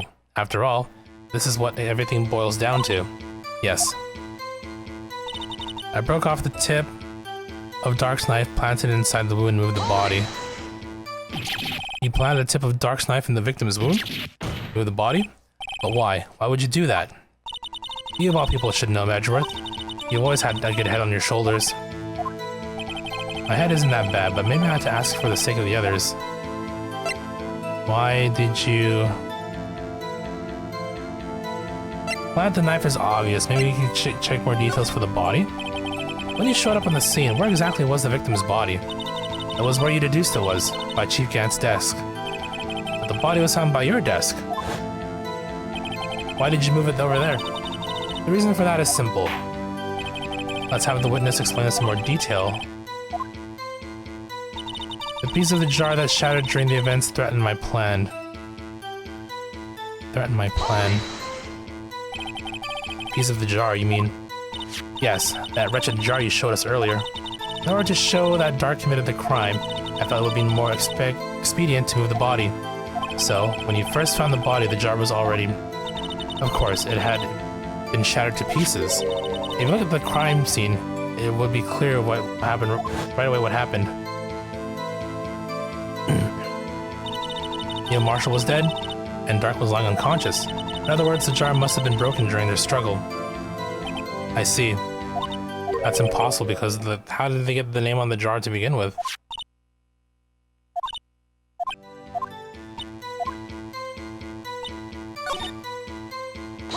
Oh shoot, no, I didn't... Crap, I meant to present.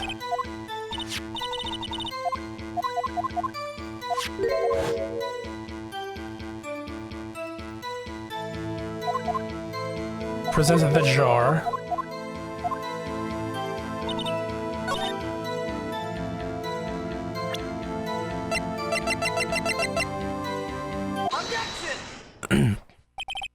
Miss Sky, I understand how you feel. You committed that crime 2 years ago to protect your sister. You mean the forgery at the scene where Neil Marshall was murdered? If that truth were to be exposed now, the past 2 years of your life will have been in vain. Even so, I am compelled to bring to everyone's attention a significant contradiction within your testimony. A contradiction in my testimony? You testified, and I quote, "The pieces of the jar that shattered during the events threatened my plan." That's right. Do you have a problem with that? It's simple oversight, really. You see, a message was written on this jar when the victim's body, blood. Yes, the prosecutor must have written it in his final moments. Exactly so. And this is where the contradiction lies. In order for the victim to be able to write his message on the jar, it must not yet have been broken before he died. He couldn't have written Emma's name on a shattered jar. Order. Your Honor, it would appear more information is needed in regards to this jar and its bloody message. We may be missing something critical here. Something critical? Chief Prosecutor, it seems you're as in the dark as we are about the truth toward which we are headed. What? Just tell us exactly what you saw. We'll piece together the information to arrive at the truth. Very well, the witness may now continue her testimony.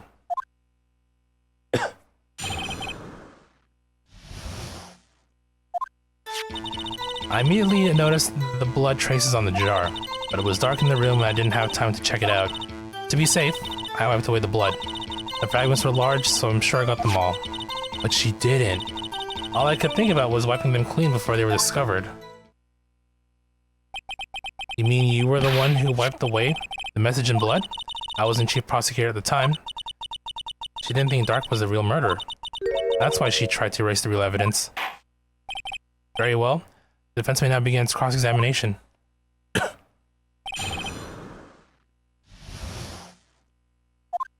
I guess we can present the jar again.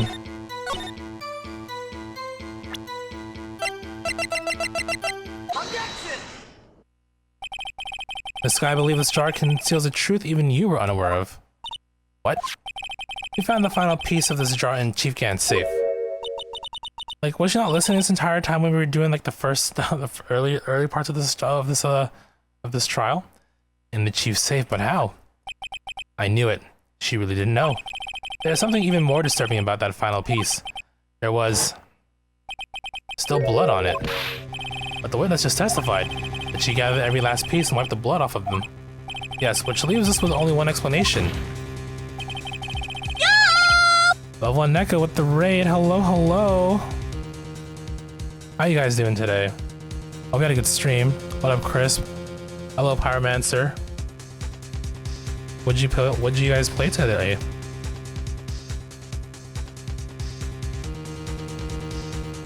More UFO 50? Any new discoveries that you want to share? You didn't play through all the games the first time around, right? So I assume you played through some other ones that were better. More Valbrace. I don't know what Valbrace is. He bugged out. Oh, really? Hope it was a good stream. We were playing through some. Oh yeah, I figured it would be like in UFO 50. What type of game? Like, what's the genre? Punch Out Dungeon Crawler. Oh. Mostly got angry at the game. Gotcha. I mean, it was a good time overall, you know. That's pretty much all you need, right? Glad you had a good stream, though.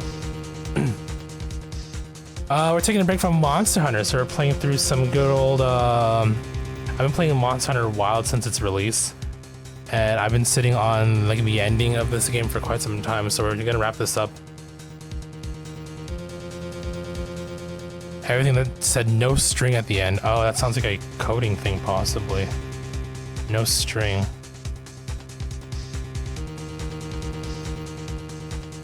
How far are we? If I recall correctly, we're at like the last little bit here.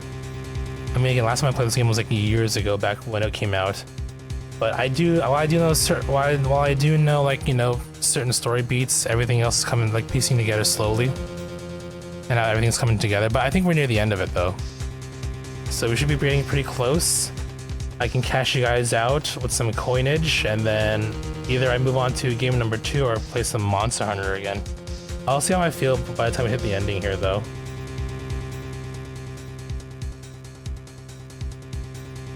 One sec here, I just want to do a quick check on something. Speaking of finales, I gotta make sure that we're all good for the sunset salute at the end of this.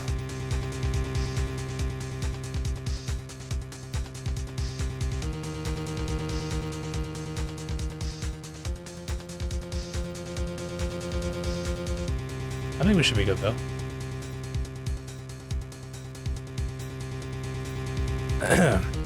Unlike Prosecutor Marshall was murdered, you were not the first one to show up on the scene. Chief Gang got there before you.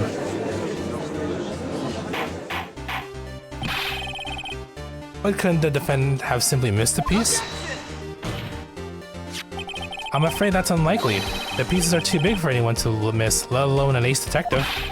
That may well be, but everyone makes mistakes. Even I once wasted an entire day looking for my dentures. They were in my mouth all along. Ah, can you believe that? Hello, SSWD. How do I SSW das DW? Well, bonjour to you too. I don't speak French, but bonjour. How are you? Hello. Vapor. Okay, I'll try to remember that. How are you doing? Welcome on in. How have you been? How are things? Have you forgotten, Your Honor? When this witness arrived at the scene, the jar was already broken. Oh, that. There's no way a name could have been written on a shattered jar. Another person discovered the scene prior to the witness. I hope you're not implying this person was Chief Gant. At the time, he was looking for Dark downstairs. Besides, even if he was there first, why would he break the jar? The question is, if he did arrive there first, why did he hide that fact for 2 years? Love Canada, so I'm just going through Canadian streams. Oh, well, welcome. Hello. Glad you love Canada. I can confirm, I mean the tags do confirm, but I can verbally confirm that I am in fact Canadian. The question is, if he arrived there first, why did he hide that fact for 2 years? Well, Your Honor, can you answer us that? Why are we attacking the judge? He didn't do anything wrong. No.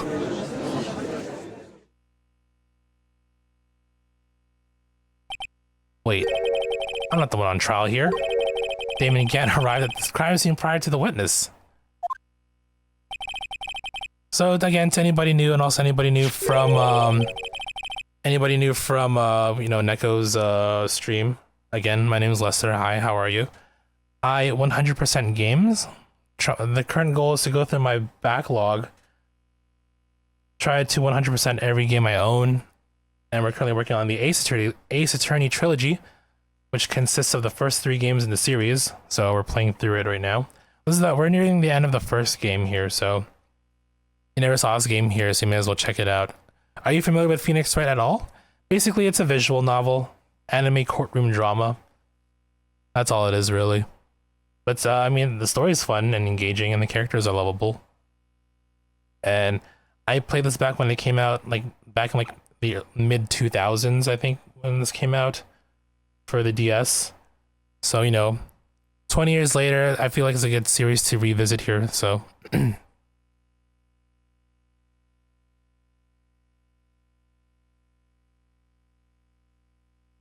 what are you eyeing? Need some clarification on my explanation? He proceeded to break the jar and purposely hid one of the broken pieces. Question: what is this action called? Fabrication of evidence. But why would Chief Gant do that? No, I was speaking in general what I do. I mean, since you know, and then we had a raid not too long ago, so just introducing myself and what I do on streams, which is 100% in games, like trying to play every game and do everything in them. Yeah. But why would Chief Gant do that? In light of what happened afterwards, isn't it clear? What happened afterwards? Discovering the scene, Lana Sky believed her sister Emma killed the victim.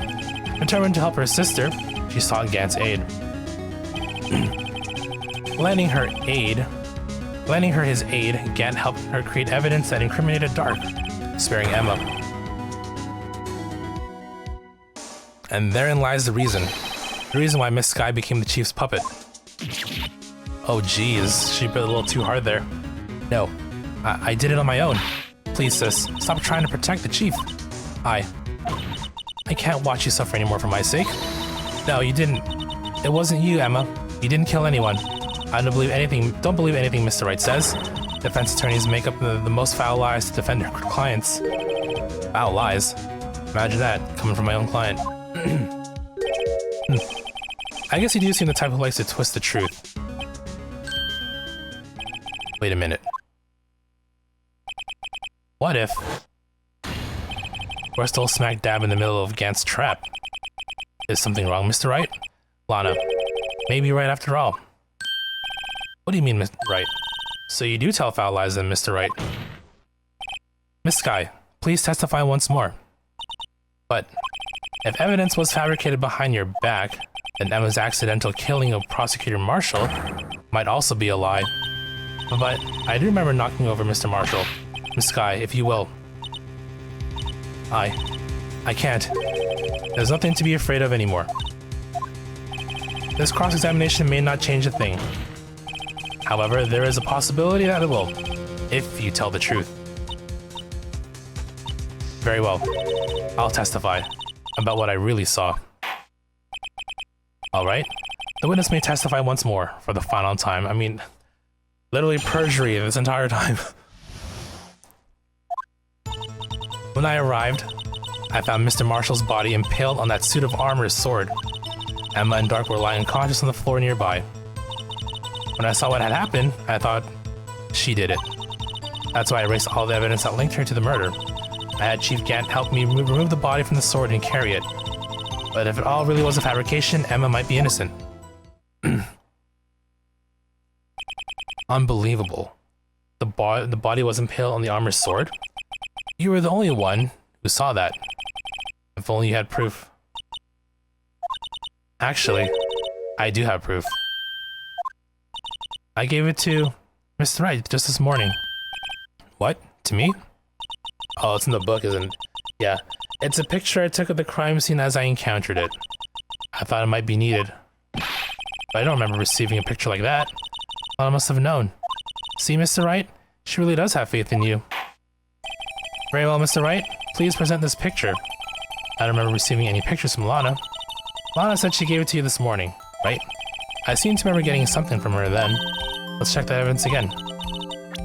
Okay, I believe it was evidence law. Yeah, it was you.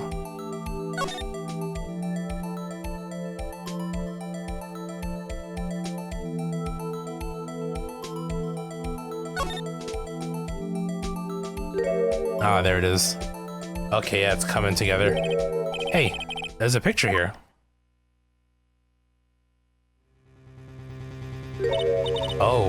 Oh my. This is the actual crime scene. No other detective saw the crime scene like this, because I contacted Criminal Affairs only after I had rearranged everything. Mr. Wright, that piece cut out from his vest. Could that be the cloth we found inside Chief Gant's safe? Emma did kill him. What's this? Right, flashback. We can probably mash through this, right? But those fingerprints, they're yours, Emma. Why are your lips turning all purple, Mr. Wright? Anyway, let's get on with the cross-examination.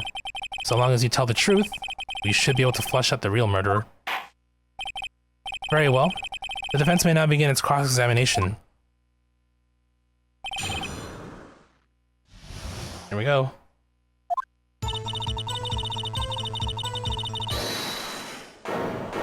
Alright, he's back. Yup. Come now, Aji. This is the poorest excuse for a trial I've ever seen. Chief Gant. What, now you want to make me look out as a bad guy too? If so, I'll have to put in a word or two in my defense. I'm afraid it's too late for that. What? You already declined to testify. That means you forfeited your right to make statements of any sort. This must be that risk we were talking about earlier. Just sit back, relax, and enjoy the sound of the noose tightening around— oh god damn, Edgeworth, okay. Tightening around your own neck.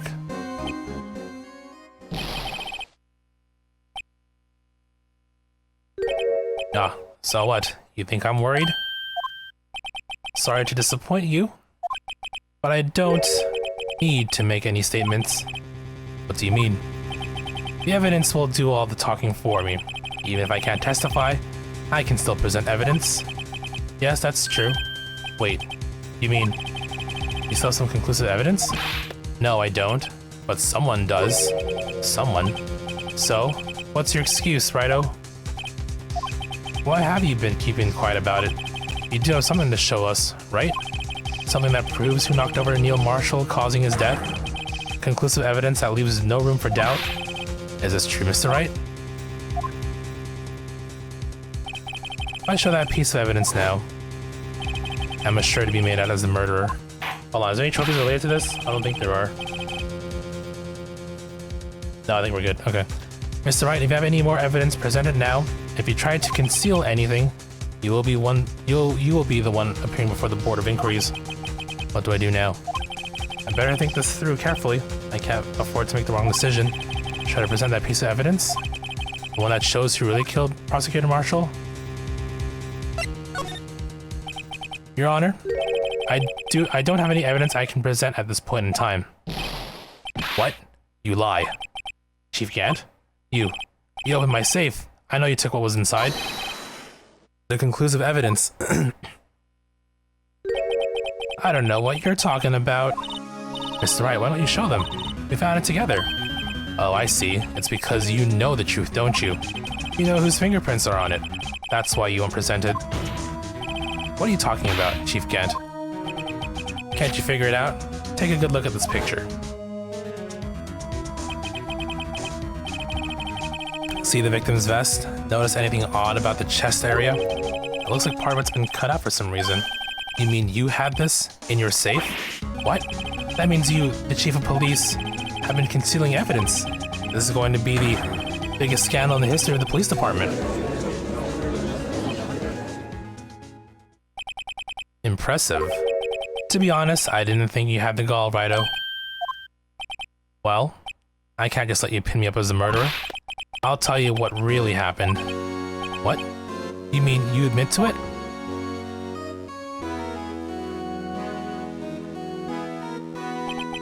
I was the first person to arrive at the crime scene that day. It then occurred to me that I could use the situation to control Lana. So you really were manipulating her.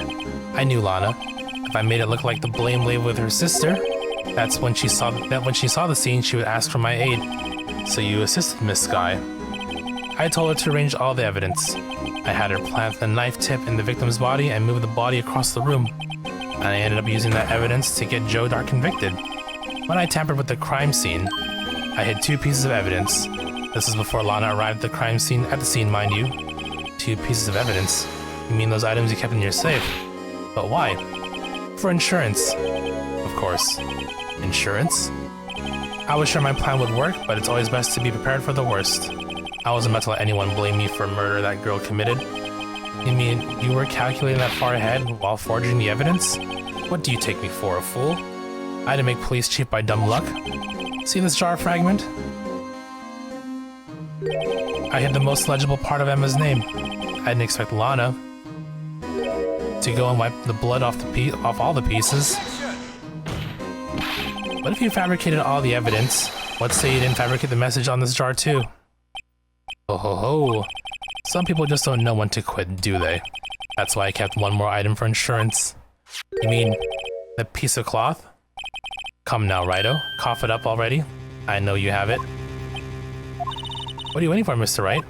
So you admit to it then, Chief Gant, that you were hiding the cloth you cut off the victim's vest in your safe. Yes, I admit it. I didn't want to have to do that, being chief and all. But it's a lot better than being portrayed as a murderer. Well, Mr. Wright, what do you have to say for yourself? Just a moment ago, you said you didn't have any evidence you could present. Foolish move, Righto. You should have shown it before it was too late.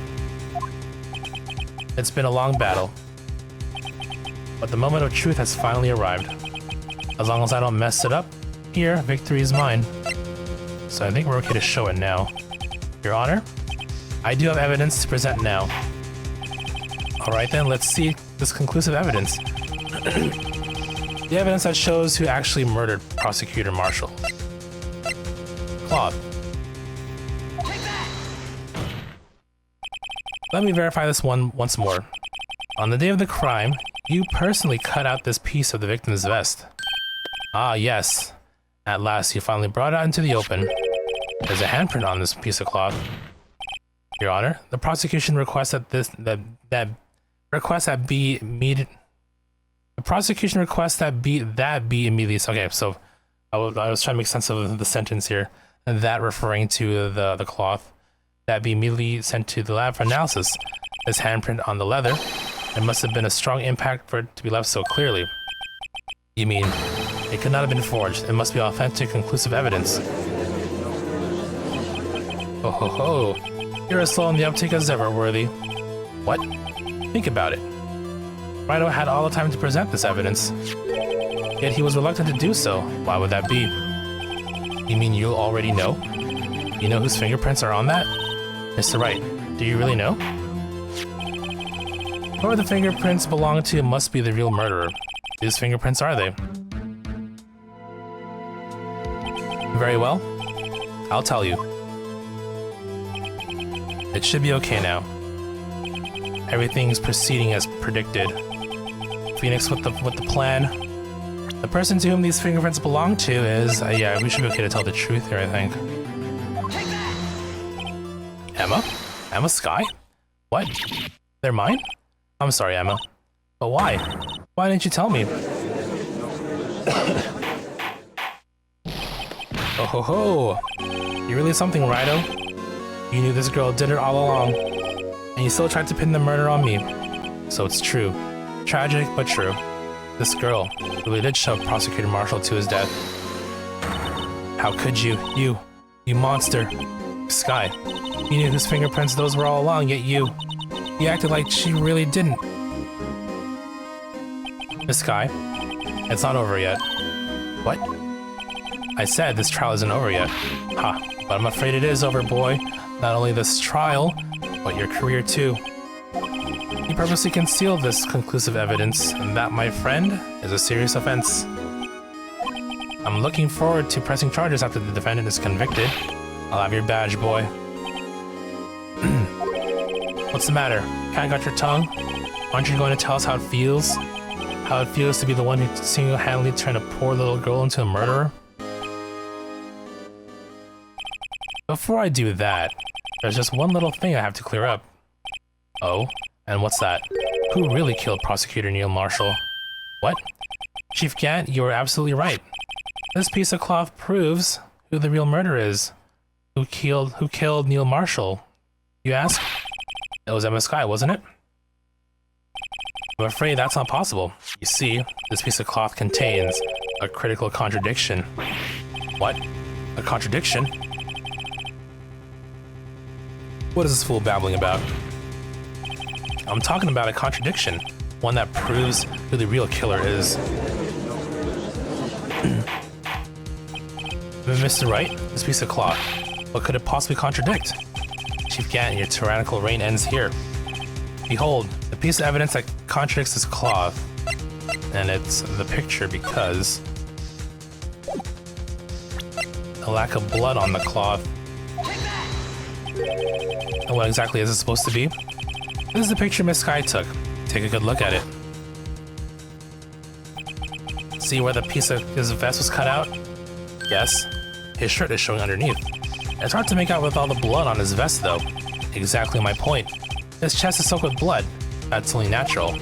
As long as no doubt were punctured, blood poured out of his mouth. Oh, but that piece of cloth. Wait. There's no blood on it. Ah. Since Emma Skye's fingerprints are on this cloth, there's no doubt that she shoved the prosecutor aside. However, Mr. Marshall was not impaled on the sword at that time. No, this is nonsense. Now then, Chief Gant, let me ask you something. Prosecutor Marshall was not impaled when he was shoved aside. He most likely hit his head on the ground and was knocked out. If so, then tell me, who could it have been? Who could have arrived at the scene before Miss Lana Skye, picked up the unconscious prosecutor, and impaled him on the armor's sword? Then, to make it look like Emma was responsible for the prosecutor's death, said person proceeded to write her name on the jar with the victim's blood, a jar that they then broke on purpose to leave behind a clue, and make Lana believe her sister did it. Remember what you admitted, only moments ago, that you personally cut out this bloodless piece of the victim's vest? Ironic, isn't it? Through the very act of creating insurance, you prove that you were the actual murderer. It's finally all over. Are we done? You didn't break down yet though, fully. Heh. Heh. I was close, Wright. You almost had me. Sorry, but you have to do better than that. I refute your allegations. What do you mean you refute his allegations? You see, that piece of cloth is illegal evidence. Order, order. What nonsense is this? Illegal evidence cannot be used to convict the suspect. Remember, Aji? Earlier, old Wright here concealed that piece of cloth. So then, what's your excuse? Alright, flashback.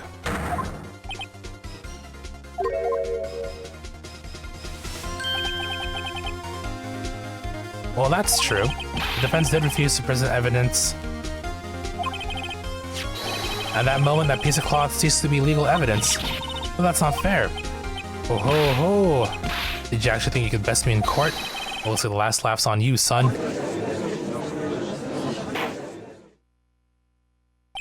I'm afraid Mr. Gant's claim is legally correct. Well, Mr. Edgeworth? True. Illegal evidence cannot be used to convict the person. Assuming, of course, that the evidence is indeed illegal. Well, Mr. Wright? It seems at last, the time for me to reveal my plan has finally arrived. Mr. Wright, do you admit to it? That you purposely and illegally concealed this piece of cloth? I admit, I refused to present it at one point. Aha, so the evidence is illegal. No, it isn't, Mr. Gant. Huh? It's not that I didn't present evidence then, it's that I couldn't. What do you mean you couldn't? There are certain procedures involved when presenting evidence. No, Aji, don't listen to these lies. He's nothing but a coward. You can't really believe. There is only one issue left to be resolved in this trial. Is this evidence legal or not? Very well. Let us settle this once and for all. Earlier, you refused to present evidence. If you can prove your conduct was not in violation of the law, then do so now. I mean, you know, besides the breaking and entering and all that, I believe it's this one here? This is my proof, Your Honor. Evidence law. What's this? I've done my homework too, Chief. Indeed, Emma Sky's fingerprints were on this piece of cloth. However, at that point in time, this was merely a piece of cloth. Nothing more. What? You see, it's written right here in this book. The second rule of evidence law. Rule number 1. No evidence shall be shown without the approval of the police department. I found this piece of evidence myself, inside your safe. It goes without saying, I did not have approval from the police department. Rule number 2. Unregistered evidence presented must be relevant to the case on trial. And here is the crux of the matter. You see, at the time it was impossible for me to prove the relevance between the cloth and the SL9 incident. What? What kind of nonsense is this? You want relevancy? Just take one look at this picture and... Sorry, but can you recall? When was that picture presented? That was shown only a few moments ago. No. He's right. At the beginning of today's trial, that piece of cloth was still meaningless. The person who gave it value as evidence was you, Damon Gant. You yourself confessed to a certain truth. Flashback. No. It was then that you approved this cloth as conclusive evidence. Yes, you, the chief of police, personally approved this cloth. The only person who could have cut this from the victim's vest and is the one who stood before Prosecutor Marshall in his final moments. In other words, the real murderer. And there's only one person who that could be. Damon Gant, the killer was you.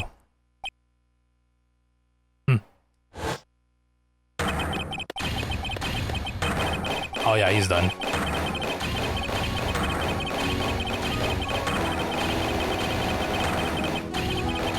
Man, well, I could clap that fast. I knew I should have gotten rid of him. That good-for-nothing scum.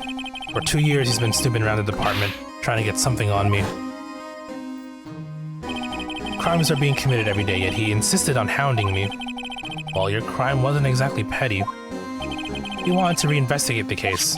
He recruited Angel Star, then convinced Bruce Goodman. Detective Goodman? Yeah, that's right.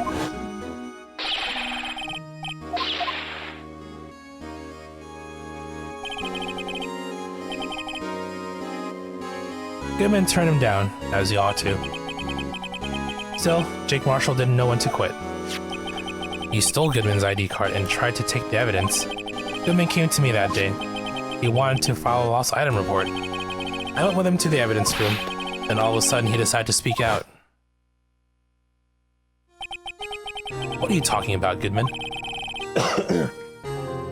Can you please reopen the investigation, Chief? You can't transfer the evidence out. There's too many questions left unanswered. He opened his evidence locker, and as he was taking the evidence out, he said, "It's not too late. I'm gonna hand all this over to Marshall." Well, to be honest, I was a bit taken back by his words. I had a bad feeling when he came to see me, but I never thought he'd bring up SL9. That's when I saw it, that accursed knife. And then he did it. He did not do it. I couldn't just pull it out. Doing so would have only led to more blood, making it near impossible to hide your crime.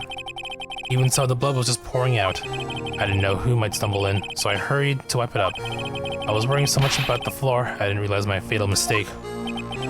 The bloody handprint. Detective Gumshoe's locker. I used to be known as a crime computer, but everyone has to start somewhere, I guess. I was too nervous. I had no business doing any of it. Then you put the body in my car. I'm sorry. I couldn't think of any other way to move the body. I broke your trunk, but what's the big deal? You make a lot more than us detectives ever will.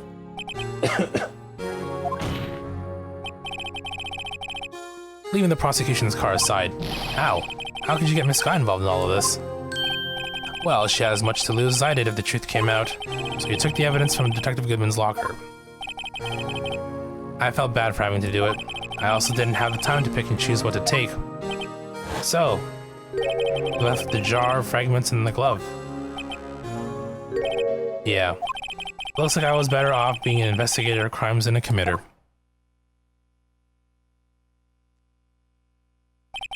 They all did their best to get in my way. I got to hand it to them. They do their jobs well, much to my dismay. Fake evidence doesn't hold up very well upon close examination. You must have known that. Tell me, Worthy. Why do you stand in court? Me? You despise criminals. I can feel it. You and me, we're the same. One day you'll understand.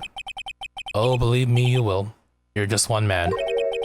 You'll see what it really takes to bring them down once you try to go it alone. But he's not alone. Edward has Phoenix. They're a couple. Everybody ships them. Well, looks like it's time for me to say goodbye. Oh, Udgy? Oh, well, what? Looks like we'll have to cancel that lunch date. Sorry, old friend.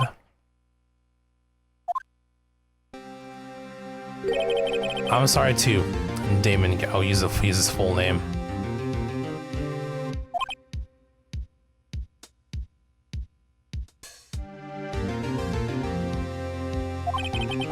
I knew you as you used to be long ago. You were once a fine investigator, an example to others on the force. I'm sorry to learn that you are no longer that person. Those days are gone now, Udgy. Thanks for all the memories, though. Don't worry, you'll be fine. Now that you have Wright over here, and Worthy. With these two around, you can't go wrong. In fact, I can hear them already. The melodious sounds of a new beginning.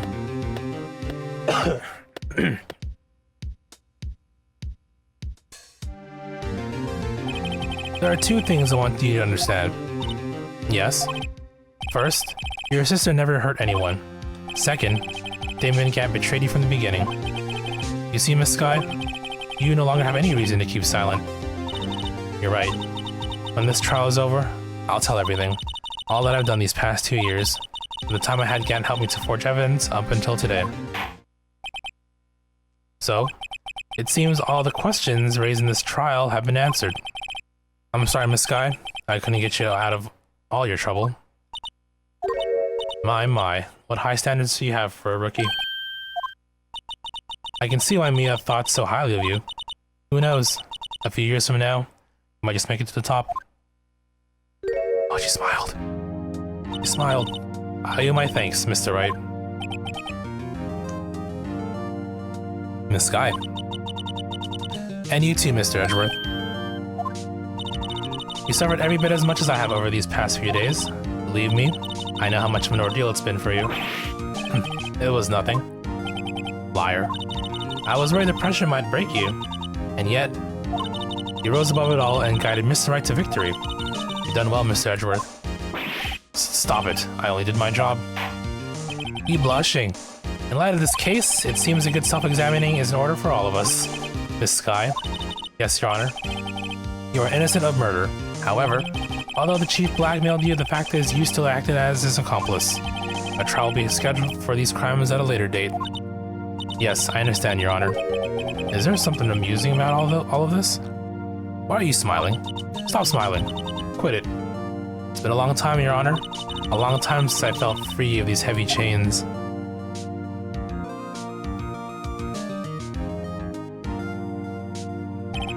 Well, this trial's gone on far too long already.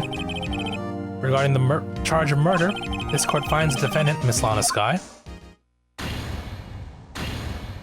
I gotta look into, like, the last stream of this. I wonder how long, because I think we wrapped up case 4 and then did the majority of case 5 in one sitting. It was a pretty long time.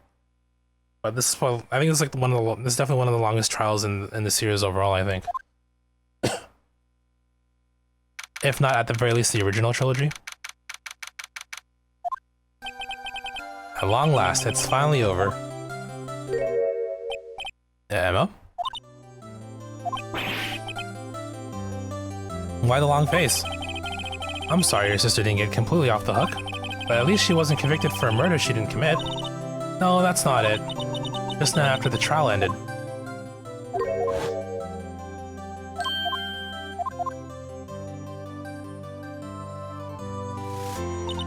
You know, I did my best too, but Lana didn't say a single word to me. Hope not interrupting anything, pals. Oh, guess I am. I'll come back later. Wait, Detective Gumshoe, what is it? You're doing this on purpose, aren't you? Making a detective run around while on duty. And top it off, you call me here. Right, same joke. Hey, lighten up, pals. I'm only kidding. Oh, are you here because of my sister again? Nope, not this time. I came today because of you, pal. Me? That's right. I thought you'd like to see someone. Lana. Should you be doing this? She's still under arrest, you know. Well, I won't tell if you won't. Emma, I owe you an apology. It's okay, sis. Don't worry about it. That day 2 years ago was the first time in my life I ever panicked.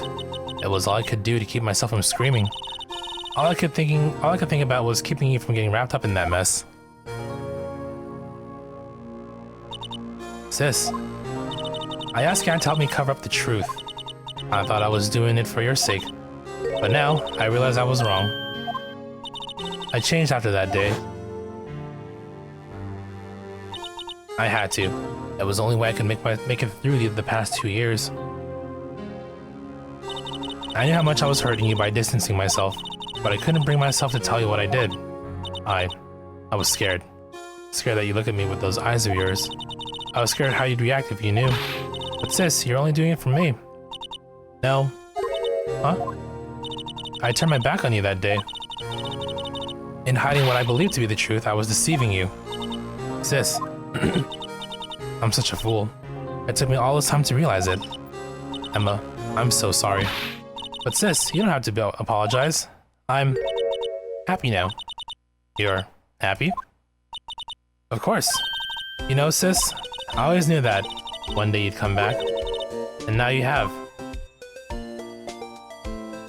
Oh, Emma. Aww. Happy ending. No one can change the past. The only thing we can do is strive to make up for our mistakes. Why must we make up for our mistakes, you ask? Because in so doing, we can find the way back to our rightful path. And it's from there that we can move on toward a brighter future. At least, that's what I felt watching the two sisters make up. Mr. Wright, Mr. Gumshoe, and me? Thank you both for all that you've done. I'm sure we'll meet again someday. Isn't that right? Edgeworth. Edgeworth, stop hiding and come over here. Where was he hiding? I just came to say, congratulations. Thank you. Thank you, Mr. Edgeworth. Right. Well, I'll be going now.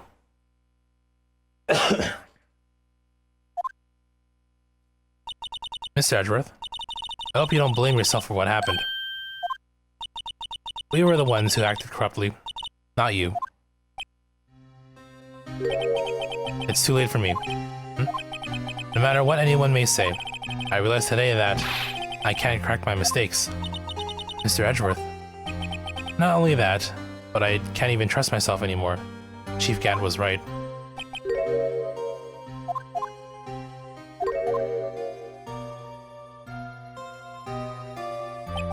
I do despise criminals. I plan to dedicate my entire life to fighting them. But in order to fight crime on my own, I need a weapon.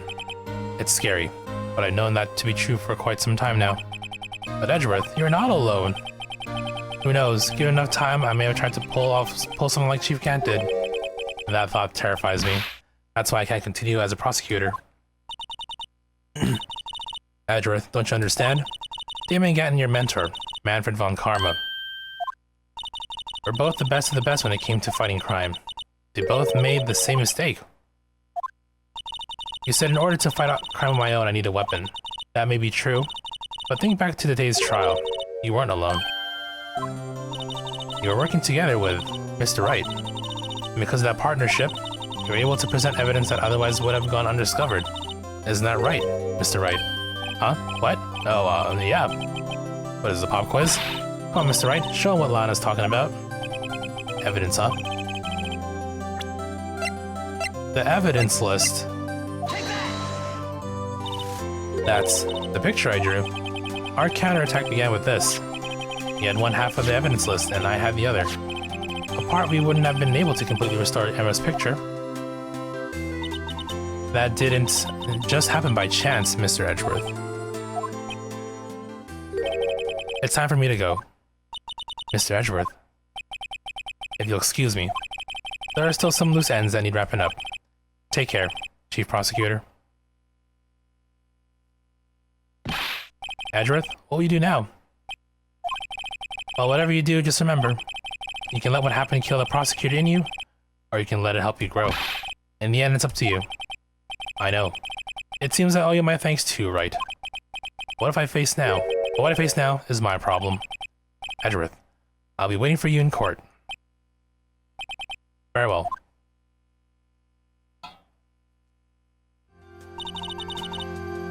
I better be going too. Okay, but I'll be by to visit soon. It seems we both have a lot to learn and catching up to do.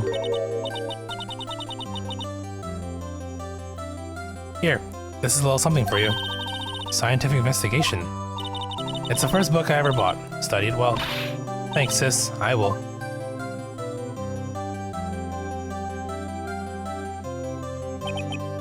And so another case came to a close. As for the sisters, I have faith.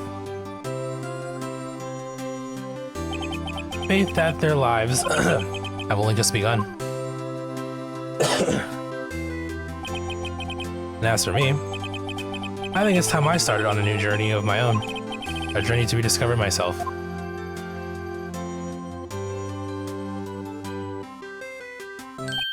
Well, don't go trekking off just yet, pal. Huh? What is it, detective? There is a little matter to be resolved by the chief prosecutor. You see, she isn't supposed to be out of jail like this. But I thought you said it was okay. Yeah, well, it may be okay with me, but the folks at the prison are a different story. Huh? Basically, I had to bribe a guard in order to sneak her out for 30 minutes. Believe me, it wasn't cheap either. Huh? Way to go, detective. I didn't know you had a wild side. Yeah, well, you see, Mr. Wright here is the one who will be footing the bill. Huh? What, do you think I could afford it with my salary? You gotta be kidding me, pal. What? Thank you, Mr. Wright, you're the best. Why is it? I suddenly feel like I want to scream. Hey, I got an idea. Why don't we all go pay it off together? Yeah, that's a great idea. Come on, guys. Let's go. Alright.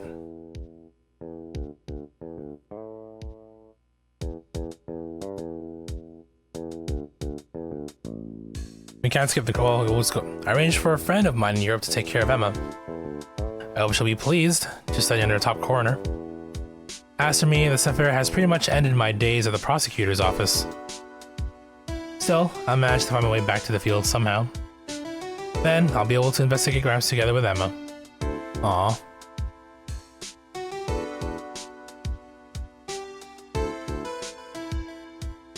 Alright, well, we'll wait for like the credits and then the trophies to pop. I think there's one more trophy left, and then... For now, though, while we wait for credits, I want to make sure they're all good here. Let me cash all out. This is technically 4 streams? Let's sunset this bitch. All in due time, all in due time.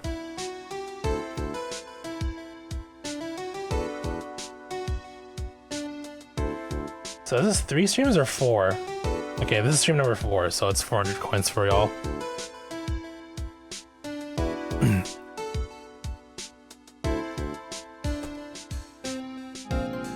I shall update my counter as well.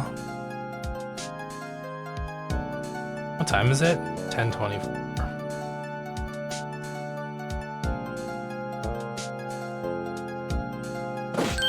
Beacons! I've been demoted to security guard. My partner's keeping an eye on the entrance for me today. I'll show them though. Someday I'm going to make detective. Yes, sir, that can be just like... No, I don't even want to be like Dick Gumshoe. Good character, great character. Not sure about his abilities as a detective though. Not questionable, but at the same time, not great either.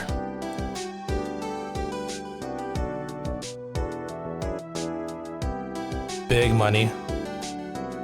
Yeah, that's true. 400 is big money. I mean, the last few times have been like single streams because of, you know, ROM hacks.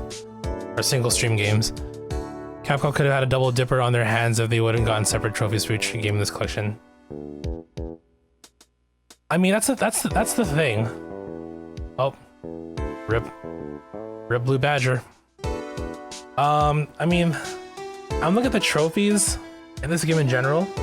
They're just about triggering conversations. I don't know how you would do a platinum in this without it being too tedious. Like, explore every dialogue option, you know what I mean? Perfect example was basically this case here, where we had to like do like, you know, go off the path to get all of Angel's lunch boxes.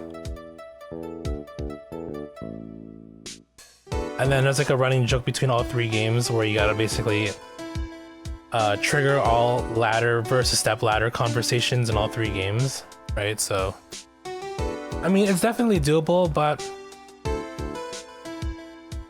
I guess at the same time, it doesn't have to be like too difficult of a platinum. But I guess you know, Capcom, maybe they didn't want to give you like super easy platinums with these games, right?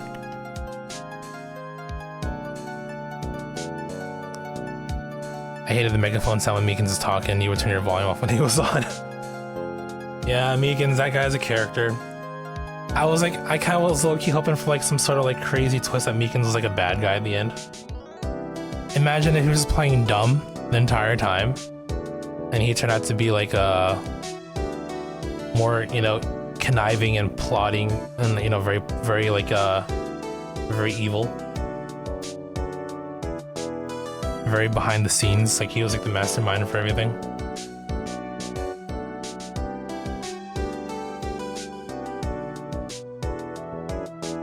Oh no, I forgot my gavel. Sorry, gotta go. Oh, it's the first time we saw the judge's seat. What the heck?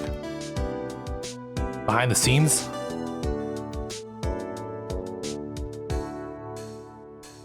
Yeah, this is definitely a series of games I want to play through as well, because I want to play through all of them. I still need to download the well, I guess yeah, I still need to download or like buy the Apollo Justice trilogy as well. It's Maya.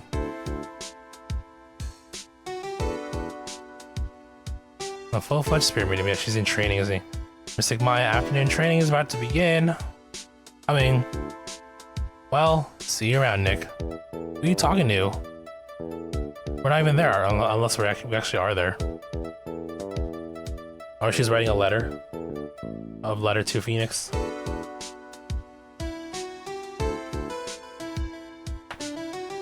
So we still have time, unless something comes up that I need to address, but what time is it now? Oh, 10:30. So either we start with, I mean, if we do game 2, I can at the very least finish up the first case, which is probably gonna be about an hour. Mr. Edgeworth, I brought you your tea. Oh, he left. He's gone. What's gonna happen to Edgeworth? Find out in game 2.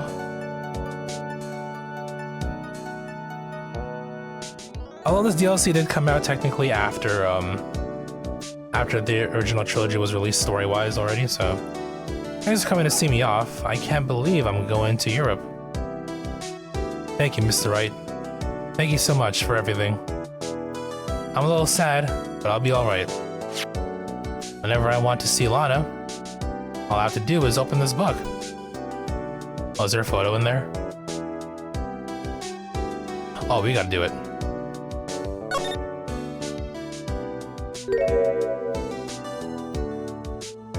Aw, what a cute photo.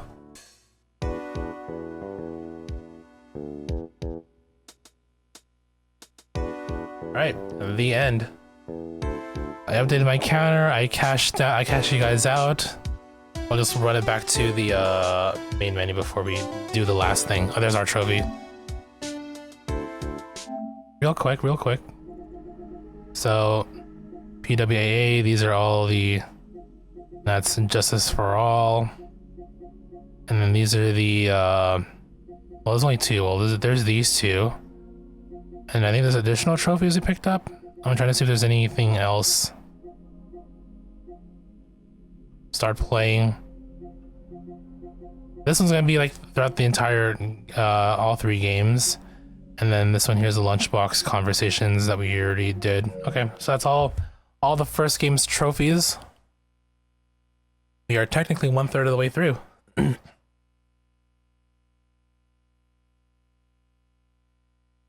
GG's, Phoenix Wright Ace Attorney. Now we have another game to run through. For that though, I guess we're all good, right?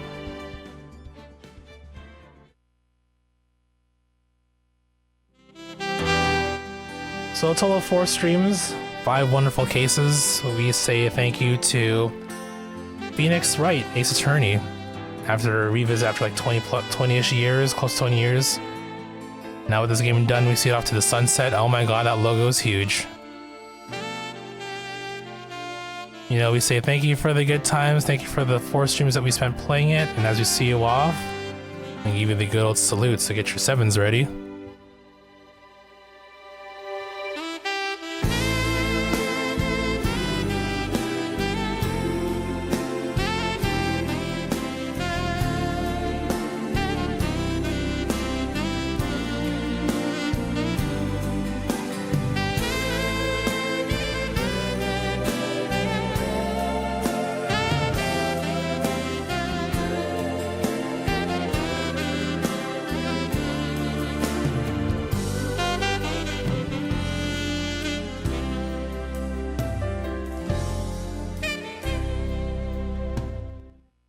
Well, that's 1 game down. We have 2 more to go in this trilogy before we get our platinum. Time is it now? 10:30. I was trying to think time-wise. If I start the second game now, I'm trying to remember. I know there's 4 cases in this. And as a result, I think maybe the first case might be a bit longer. I know usually the first cases are meant to be like intro cases, and they're usually short. But again, I can't remember. It's been a while.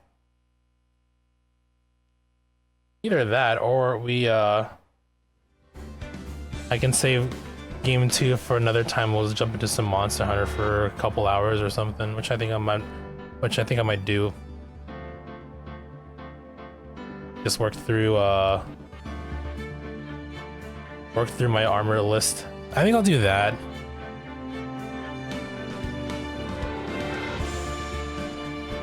Y'all got your coins.